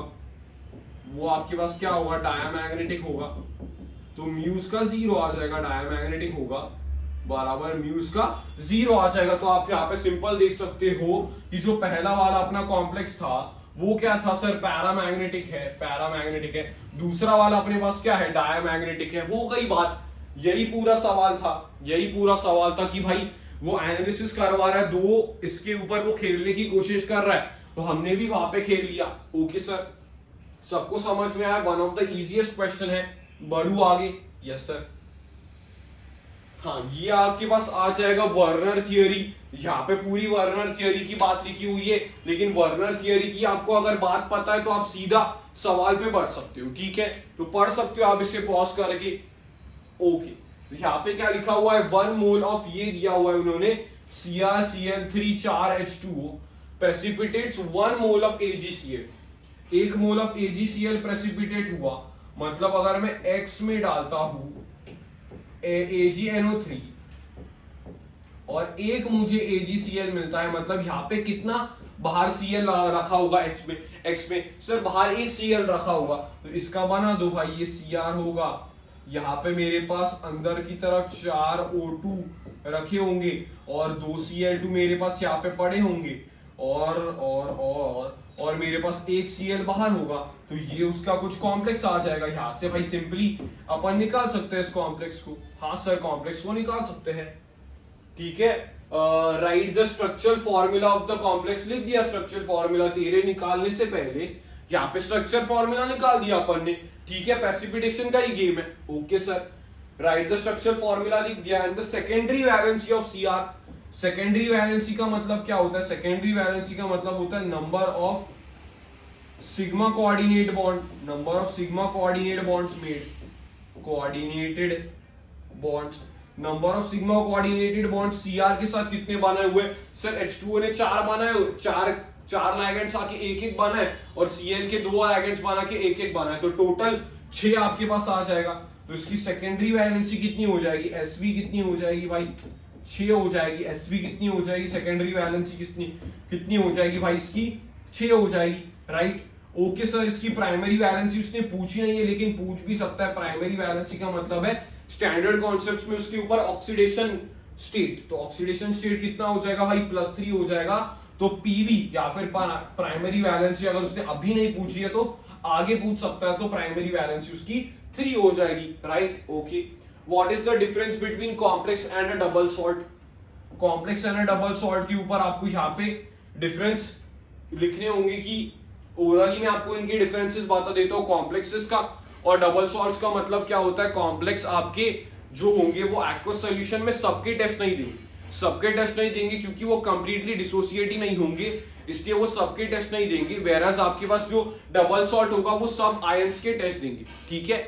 ओके, तो यहाँ पे आपके पास क्या होता है, एक्वस में आपके पास ये रिटेन इट्स प्रॉपर्टी, कॉम्प्लेक्स में आपके अगर आप सॉल्यूशन में डालोगे तो complex ion retain its property, whereas double salt does not retain its property, individual identity आपके पास रिटेन नहीं करते ये डबल सॉल्ट। वेरस आयंस की अगर मैं बात करता हूं तो आयंस इंडिविजुअल प्रॉपर्टीज किसमें रिटेन करते हैं, डबल सॉल्ट में, वेरस कॉम्प्लेक्स में नहीं कर, वेरस वो कॉम्प्लेक्स कंपाउंड्स में नहीं करते। वेरस ओवरऑल अगर मैं बात करूंगा कंपाउंड की, तो कंपाउंड किसमें रिटेन प्रॉपर्टी करेगा, कॉम्प्लेक्स वाला उसका रिटेन करेगा प्रॉपर्टीज, डबल सॉल्ट वाला उसकी कंपाउंड की प्रॉपर्टीज रिटेन नहीं रहेंगी। तो आयंस और कंपाउंड्स का आप यहाँ पे रिवाइज करके जा सकते हो। ये वाला पार्ट लिखते अगर मैं बैठा तो भाई 3-4 डिफरेंसेस है, तो ज्यादा टाइम भी लग सकता है, ठीक है। समझ में आ गई बात। ओके सर, उसके बाद क्या है, arrange the following complexes in increasing order of the conductivity of their solution. Increasing of the order of the conductivity का मतलब क्या है, यहाँ पे आपको समझना पड़ेगा कंडक्टिविटी किसकी वजह से बढ़ती है, तो conductivity is directly proportional to number of ions, number of ions की वजह से भी आपके पास क्या होती है, कंडक्टिविटी बढ़ती है। जितने ज्यादा आयंस होंगे उतने ज्यादा भाई साहब कंडक्टिविटी बढ़ेगी, राइट। समझ में आ गया। तो ऐसे सवाल आपके पास देखने को मिल सकते हैं, वेरस इसका सवाल वैंट ऑफ फैक्टर ऑफ सॉल्यूशंस के साथ भी जुड़ा हुआ मिल सकता है, ठीक है।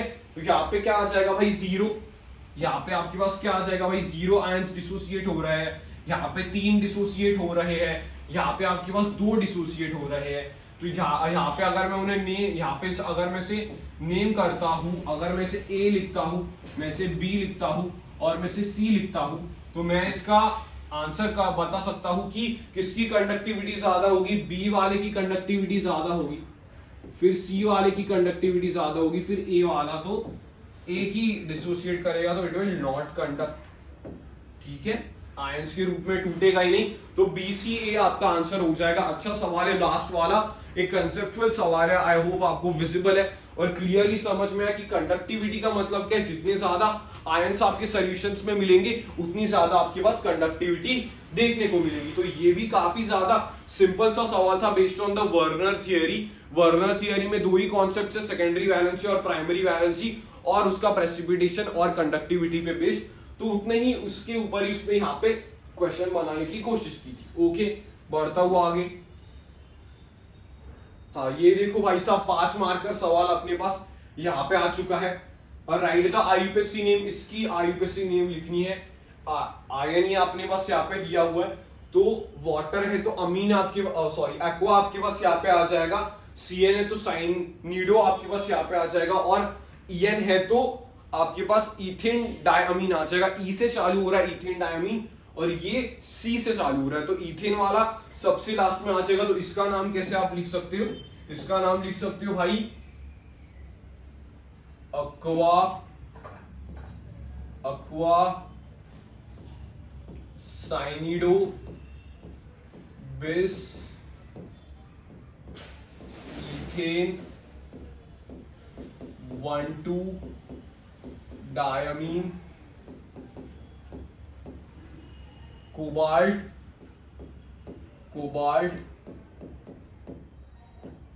3 आयन। तो भाई ये आपका नाम हो जाएगा एक्वा साइनिडो बिस इथेन 1,2-डायमीन कोबाल्ट 3 आयन आपके पास इसका नाम हो जाएगा। बॉक्स पे नहीं बिठेगा, तो भाई अपन यहाँ पे ऐसे ही चेक कर सकते हो, विजिबल होगा एक्वा साइनिडो बिस ethane one two diamine cobalt 3 ion. Okay, ठीक है sir. Why is geometrical isomerism not possible in tetrahedral complexes having two different types of unidentified ligands coordinated with the central metal ion? Yes, NCERT का simple सा सवाल आपके पास यहाँ पे दिया हुआ है कि geometrical isomerism tetrahedral complexes में एग्जिबिट नहीं होता। उसका रीजन क्या है? geometrical isomerism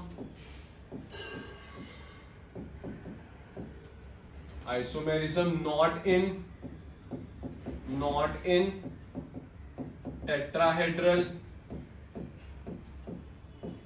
tetrahedral complexes। उसके आपको पहला तो भाई साहब एक सिंपल सा रीजन आपको मालूम होना चाहिए कि भाई एंगल्स उसके पास क्या होते हैं। एंगल्स उनके पास क्या होते हैं, 90 और 180 नहीं होते, एंगल्स आर 109.5 डिग्रीज उनके पास एंगल होते हैं। तो एंगल्स का भी आपके पास यहाँ पे देखने को मिलेगा कि एंगल्स भी उनके पास 90 और 180 नहीं होते, वेरस 109.5 होते हैं। और स्पेशल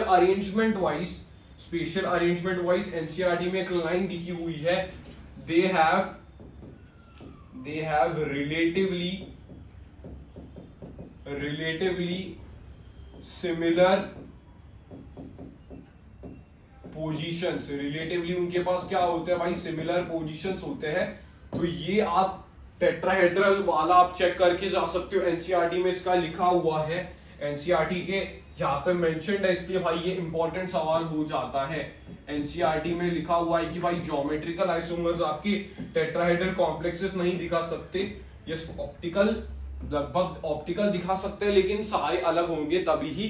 तो यहाँ पे एनसीईआरटी में लिखा हुआ है कि ज्योमेट्रिकल आइसोमरिज्म टेट्राहेड्रल कॉम्प्लेक्सेस नहीं दिखाते। पहला रीजन है एंगल्स उनमें 109.5 डिग्रीज के बीच में होते हैं, और they have relatively similar positions उनके पास देखने को मिलते हैं। रिलेटिवली सिमिलर पोजीशंस उनके यहाँ पे देखने को मिलते हैं। राइट, समझ में आ गई बात? Okay sir.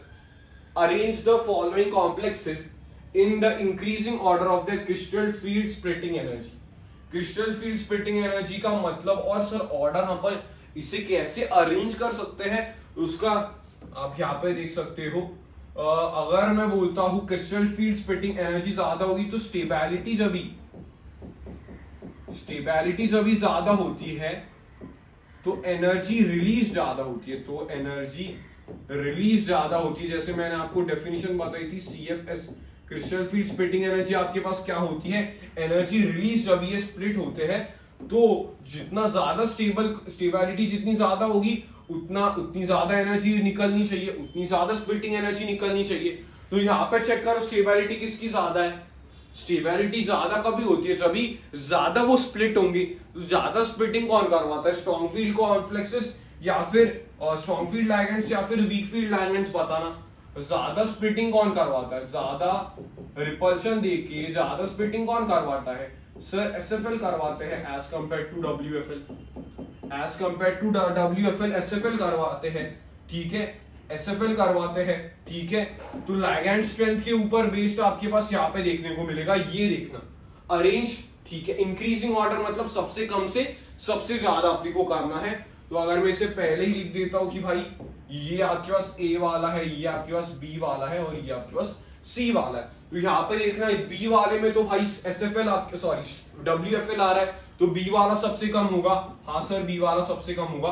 अभी आपको कंपेयर करना है साइनाइडो में और अमीन वाले में। सर अमीन वाला नाइट्रोजन डोनर स्पेक्ट्रोकेमिकल सीरीज में तो आपके पास कम होते हैं, तो पहले आपके पास क्या आ जाएगा, ए आ जाएगा, सबसे ज्यादा आपके पास सी आ जाएगा। तो बैक जो आपके पास है BAC will be the right answer. ये काफी ज्यादा अच्छा सवाल था और कंसेप्चुअल सवाल था, जिसमें ज्यादा बच्चे मुझे लग रहा है सर इस सवाल में कहां ना कहां फंसे होंगे कि ये सवाल उन्हें थोड़ा सा ट्रिकी लगा होगा। लेकिन अगर आप देख सकते हो कि ऐसा सवाल अपन ने MCQ प्रैक्टिस सेशंस में भी किए हुए हैं, इसलिए आपको कोई दिक्कत नहीं होनी चाहिए। ओके, बात क्लियर है भाई, यहाँ पे समझ में आ गया। तो यहाँ पे स्पेक्ट्रोकेमिकल सीरीज का ऑर्डर अगर मैं आपको बताऊं तो वो सिंपल होता है, कार्बन डोनर्स सबसे ज्यादा, फिर नाइट्रोजन डोनर्स, फिर ऑक्सीजन डोनर्स, फिर एक्स आपके पास आता है सिनॉक्स से। आप इसे याद रख सकते हो। वेरस इसमें कुछ सल्फर वगैरह की दिक्कतें आती है, लेकिन जनरली कार्बन डोनर्स आप यहाँ पे निकाल सकते हो। कार्बन डोनर्स सबसे ज्यादा होते हैं, then nitrogen, then oxygen, then halogen donors हमारे पास देखने को मिलेंगे। ओके, समझ में आ गई बात। अच्छा सवाल है, मार्क कर दिया, अच्छा सवाल मुझे ये लगा। उसके बाद right the hybridization and magnetic character of Ni। देखो रिपीट हो रहा है, अभी कॉम्प्लेक्सेस ही रिपीट हो रहा है। हाइब्रिडाइजेशन इसका क्या किया था भाई अपन ने, sp3 इसका हाइब्रिडाइजेशन किया था, और ये कैसा था भाई मेरे लिए, आपके पास डायमैग्नेटिक था। डायमैग्नेटिक के साथ साथ भाई ये आपके पास टेट्राहेड्रल था। तो भाई उसके ऊपर सारी चीजें अपन ने पहले ही लिख दी है। ओके ठीक है, वैलेंस बॉन्ड थियरी के ऊपर, हाँ ये आप उसका डब्बा कंसेप्ट से यहाँ पे एक्सप्लेन कर सकते हो, मैंने पीछे ही एक्सप्लेन कर दिया होगा। तो ये रिपीटेड सवाल आपके पास यहाँ पे देखने को मिलता है। ठीक है, समझ में आ गया। ठीक है, ई वाला सवाल एक बार देखना, COFe6। COFe6 आपके पास क्या होता है, कोबाल्ट 3+, और ये आपके पास है WFL। वेरस कोबाल्ट के साथ साथ ऑक्सैलेट, ये आपके पास एक इंपॉर्टेंट पॉइंट आपका भी लोडिंग है कि कोबाल्ट +3 के साथ oxygen donors behave like SFL की तरह ये बिहेव करते हैं। जनरली ऑक्सीजन डोनर्स आपके वीक फील्ड लिगेंड होते हैं, लेकिन वो भाई आपके पास कोबाल्ट +3 के साथ वो आपके पास किसके तरह बिहेव करेंगे, स्ट्रॉन्ग फील्ड लिगेंड्स की तरह बिहेव करेंगे। तो यहाँ पे मुझे बताना कि क्या ये कोबाल्ट +3 है। हाँ सर, तो ये किसकी तरह बिहेव करेगा, सर ये तो ऑक्सैलेटो है, मतलब ऑक्सीजन डोनर है, तो ये SFL की तरह बिहेव करेगा।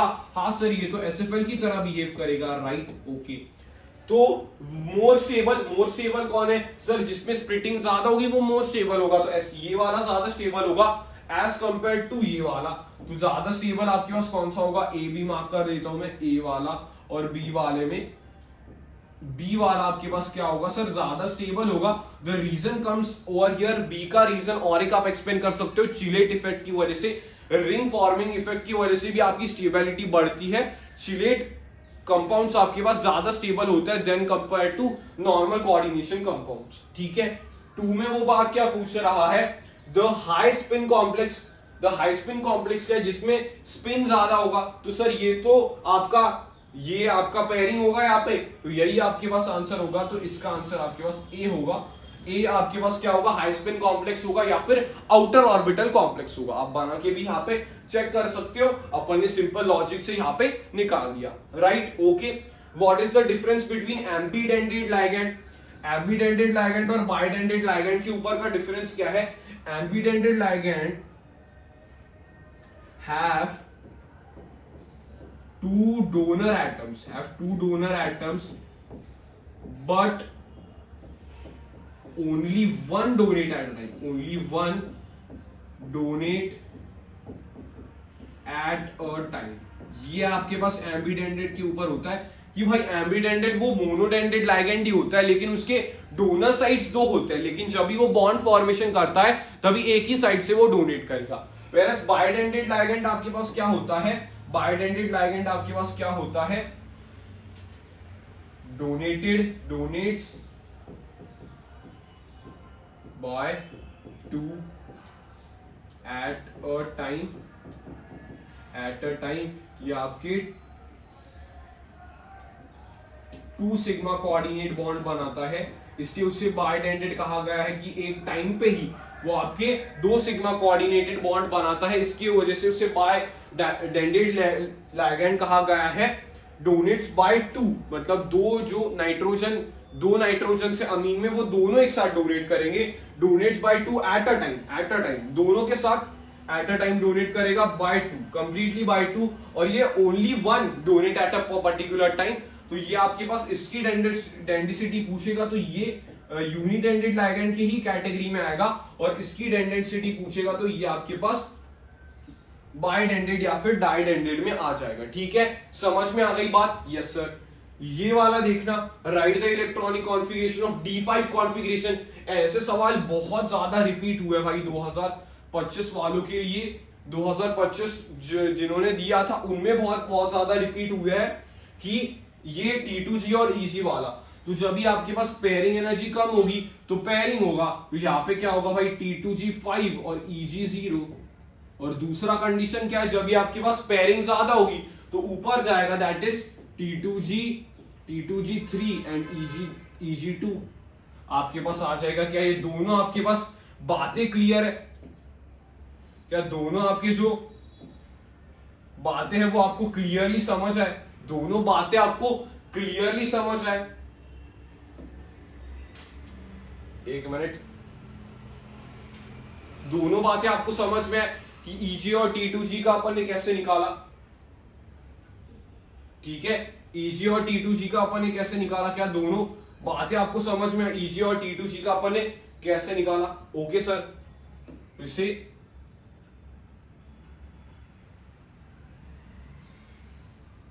आई होप आपको समझ में आया होगा EG और T2G का कैसे आया। ओके,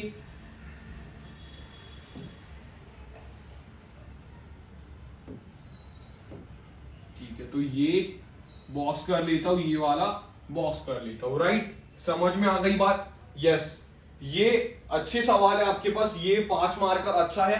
कंसेप्चुअल पहले उसने तो भाई आपका नॉमेनक्लेचर के ऊपर पूछा, फिर आइसोमेरिज्म के ऊपर गया, फिर उसने कॉम्प्लेक्सेस के ऊपर पूछा, फिर उसके ऊपर लाइगेंड्स की उसने परिभाषा के ऊपर पूछा, और लास्ट में उसने अलग ही चीज पूछी। ठीक है, समझ में आ गई बात? Yes sir. बढ़ जाओ आगे। यस सर, बढ़ जाइए।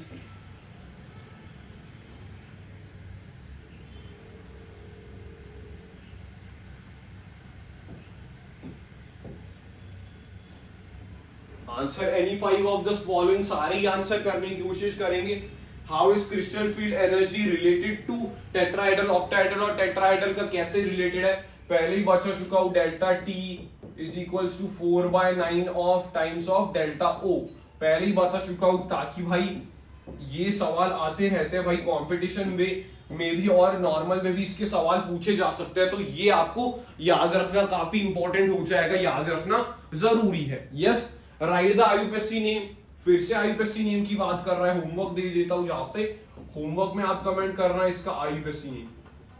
राइट, सिंपल सा सवाल है, IUPAC नेम इसका कमेंट कर दो।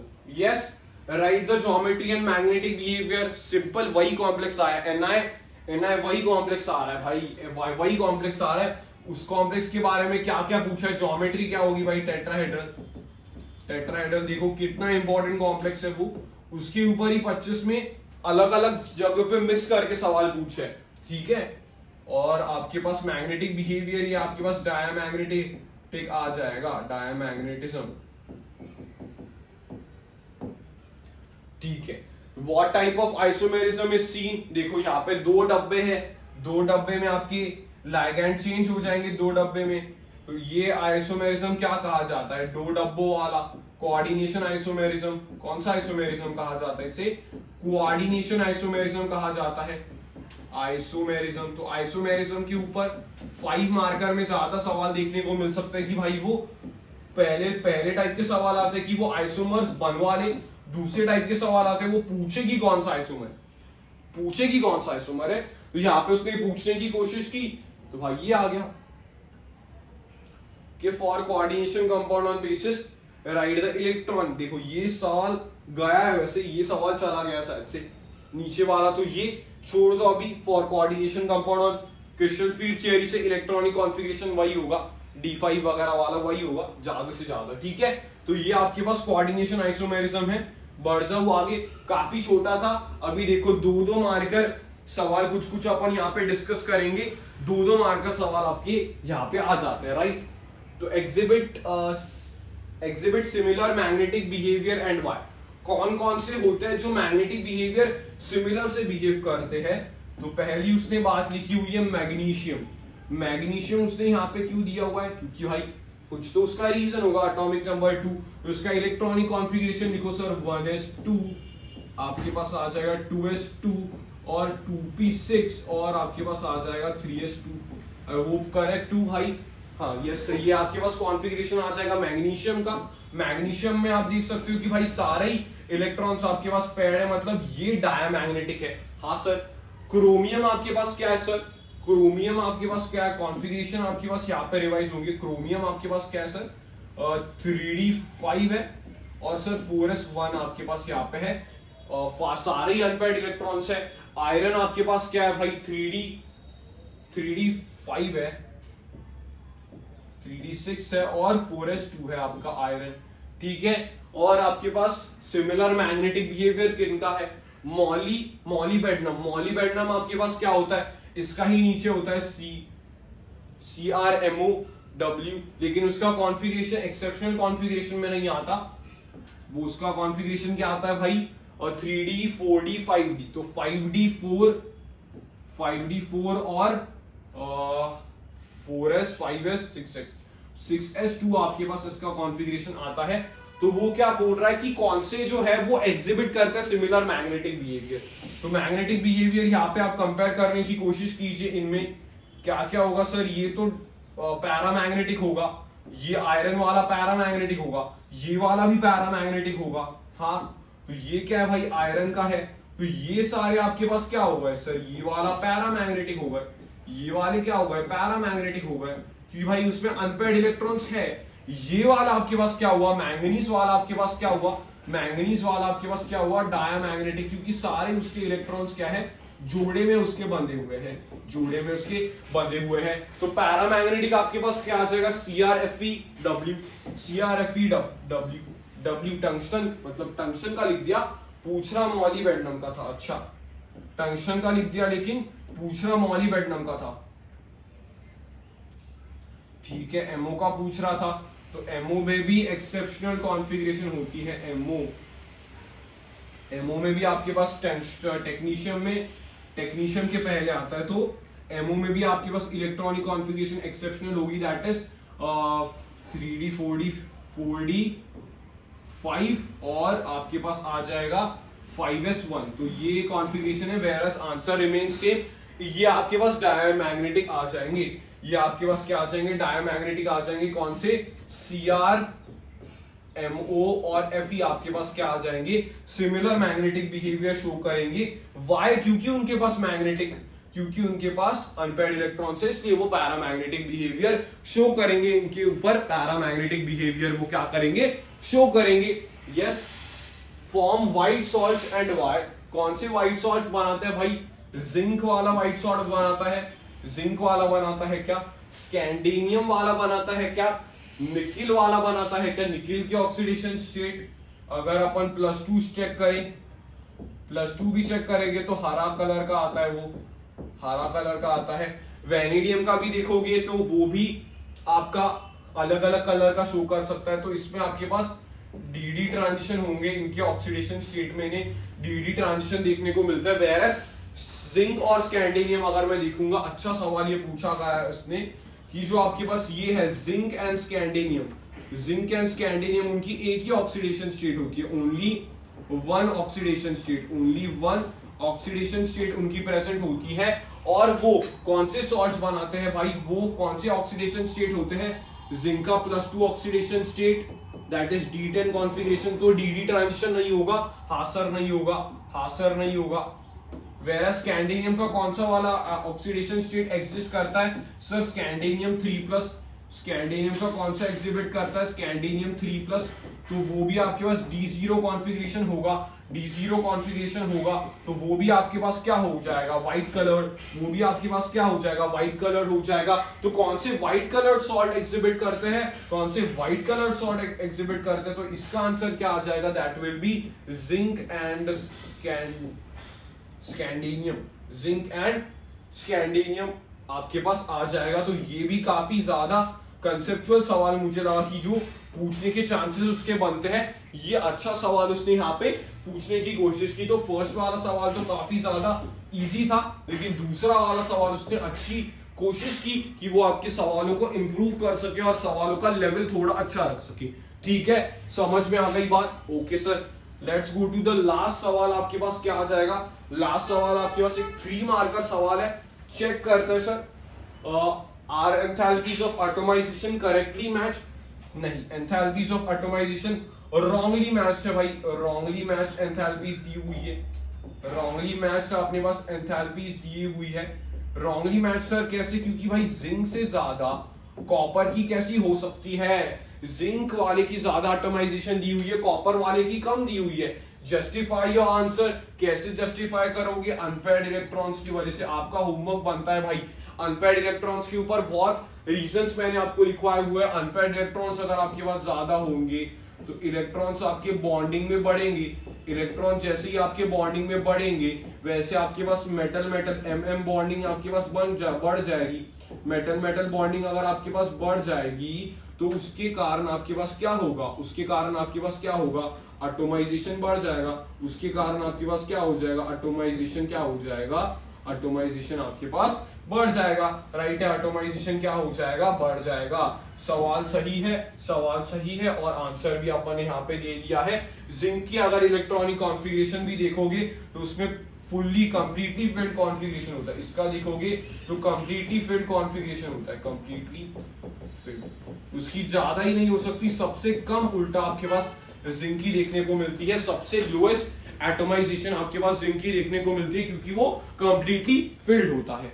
Out of sulphuric acid and hydrochloric acid which acid will be preferred, permanganate का सेम सवाल, उससे ही थोड़ा ट्विस्टेड वे में, थोड़ा उससे इजी सवाल अपन ने यहाँ पे 25 के PYQ में किया था कि भाई ये मैं प्रेफर करूंगा H2SO4, अब मैं प्रेफर करूंगा HCl में प्रेफर नहीं करूंगा टाइट्रेशन के साथ, क्योंकि भाई ये जो आपके पास परमैंगनेट होता है वो HCl के साथ रिएक्ट कर देता है और उसे Cl2 में कन्वर्ट हो जाता है, खुद Mn2+ में कन्वर्ट हो जाता है।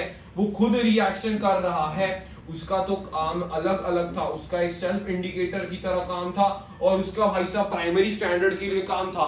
उसे रिएक्शन दूसरे के साथ करनी है और HCl अपन मीडियम की तरह यूज कर रहे हैं, लेकिन वो HCl के साथ ही रिएक्ट कर जाएगा, इसलिए H2SO4 इज प्रेफर्ड। इसलिए क्या करूंगा मैं, H2SO4 is preferred, H2SO4 is preferred. तो तभी भी मैंने बोला था कि भाई अच्छा सवाल है, पूछे जाने के चांसेस है, तो यहाँ पे उन्होंने ऐसा सवाल देने की कोशिश की और गिव रीजन देके पूछा। तो कौन सा प्रेफर्ड आप करोगे भाई मेरे, H2SO4 आप यहाँ पे प्रेफर्ड टिक करोगे, H2SO4 इज प्रेफर्ड। ठीक है, नीचे आप देख सकते हो वैसी ही टाइप की उन्होंने, जैसे उन्होंने 25 में पूछी थी एक रिएक्शन बैलेंस करने को, वैसे ही उसने 3 मार्कर में यहाँ पे पूछ दिए। तो NO2 वाली रिएक्शन भाई साहब बैलेंस करने की कोशिश कीजिए। NO2 में आपके पास नाइट्राइट का नाइट्रेट में कन्वर्ट हो जाएगा, तो 5 नाइट्रेट यहाँ पे लिख दो, 5 नाइट्रेट आपके पास यहाँ पे आ जाएंगे। Mn एसिडिक मीडियम में Mn+7 का Mn+2 में कन्वर्ट हो जाता है, Mn+2 लिख दो। यहाँ पे 2 थे यहाँ पे, तो यहाँ पे भी 2 आ जाएंगे। H+ कितने थे, 6 H+ है, तो वाटर उसके आधे होंगे, कितने वाटर होंगे भाई, 3 वाटर आपके पास हो जाएंगे। रिएक्शन बैलेंस हो जाएंगी, सिंपल। आपके पास एसिडिक नेचर के ऊपर भाई साहब ये आपकी रिएक्शन पूछी गई है, एसिडिक नेचर के ऊपर ये आपकी हो चुकी है भाई साहब रिएक्शन कंप्लीटेड। आपको याद रखना है ट्राइट से नाइट्रेट में कन्वर्ट हुआ और आपका ये खुद रिड्यूस हुआ Mn2+ में, और आपका वाटर आप बैलेंस कर सकते हो। H+ मुझे क्या पता चला सर, H+ मुझे एसिडिक मीडियम बता रहा है, एसिडिक मीडियम में मैं सॉल्व करूंगा, ठीक है। तो ये वाला भी मैं बोलूंगा भाई काफी इजी था, क्योंकि PYQ बेस्ड था ये सवाल भाई, PYQ बेस्ड था। इजी वाला सवाल मैं से कहूंगा, इजी वाला सवाल आप इसे टिक करके आ जाओगे कि भाई इजी वाला सवाल है और आप सबने ये वाला सवाल देखा हुआ है। ओके, तो भाई पूरी अपन ने प्रैक्टिस कर ली है इनऑर्गेनिक केमिस्ट्री के, आपके जो सवाल थे उनकी अपन ने प्रैक्टिस कर ली है। तो थैंक यू भाई, आपका यहाँ पे कवर हो जाता है इनऑर्गेनिक केमिस्ट्री का पूरा जो अपन ने रिवीजन की प्लानिंग की थी। थ्रू MCQs से अपन ने रिवीजन किया और थियोरी के साथ साथ भी अपन ने यहाँ पे रिवाइज करने की कोशिश की और क्वेश्चन सॉल्व करने की कोशिश की। तो आई होप आपको ये पसंद आया होगा, और आप भी कमेंट करके लिख सकते हो कुछ अपना। यहाँ पे डे 4 था ये अपना, डे 4 यहाँ पे आप लिख सकते हो भाई कंप्लीटेड, डे 4 कंप्लीटेड। और कल से भाई अपन ऑर्गेनिक के ढांसू सवाल लाने की कोशिश करेंगे, जिसके वजह से आपका ऑर्गेनिक जो मेजर चंक होता है उसकी भी रिवीजन हो सके, ठीक है। I hope you enjoyed this session. तो डे 4 कंप्लीटेड टाइप कर देना। तो ऐसे ही इंटरेस्टिंग लेक्चर्स के लिए stay tuned and subscribe for more such amazing content. तब तक के लिए टेक केयर, कीप स्टडिंग, और भाई बोर्ड्स में 4 के आना। तब तक के लिए take care and good bye.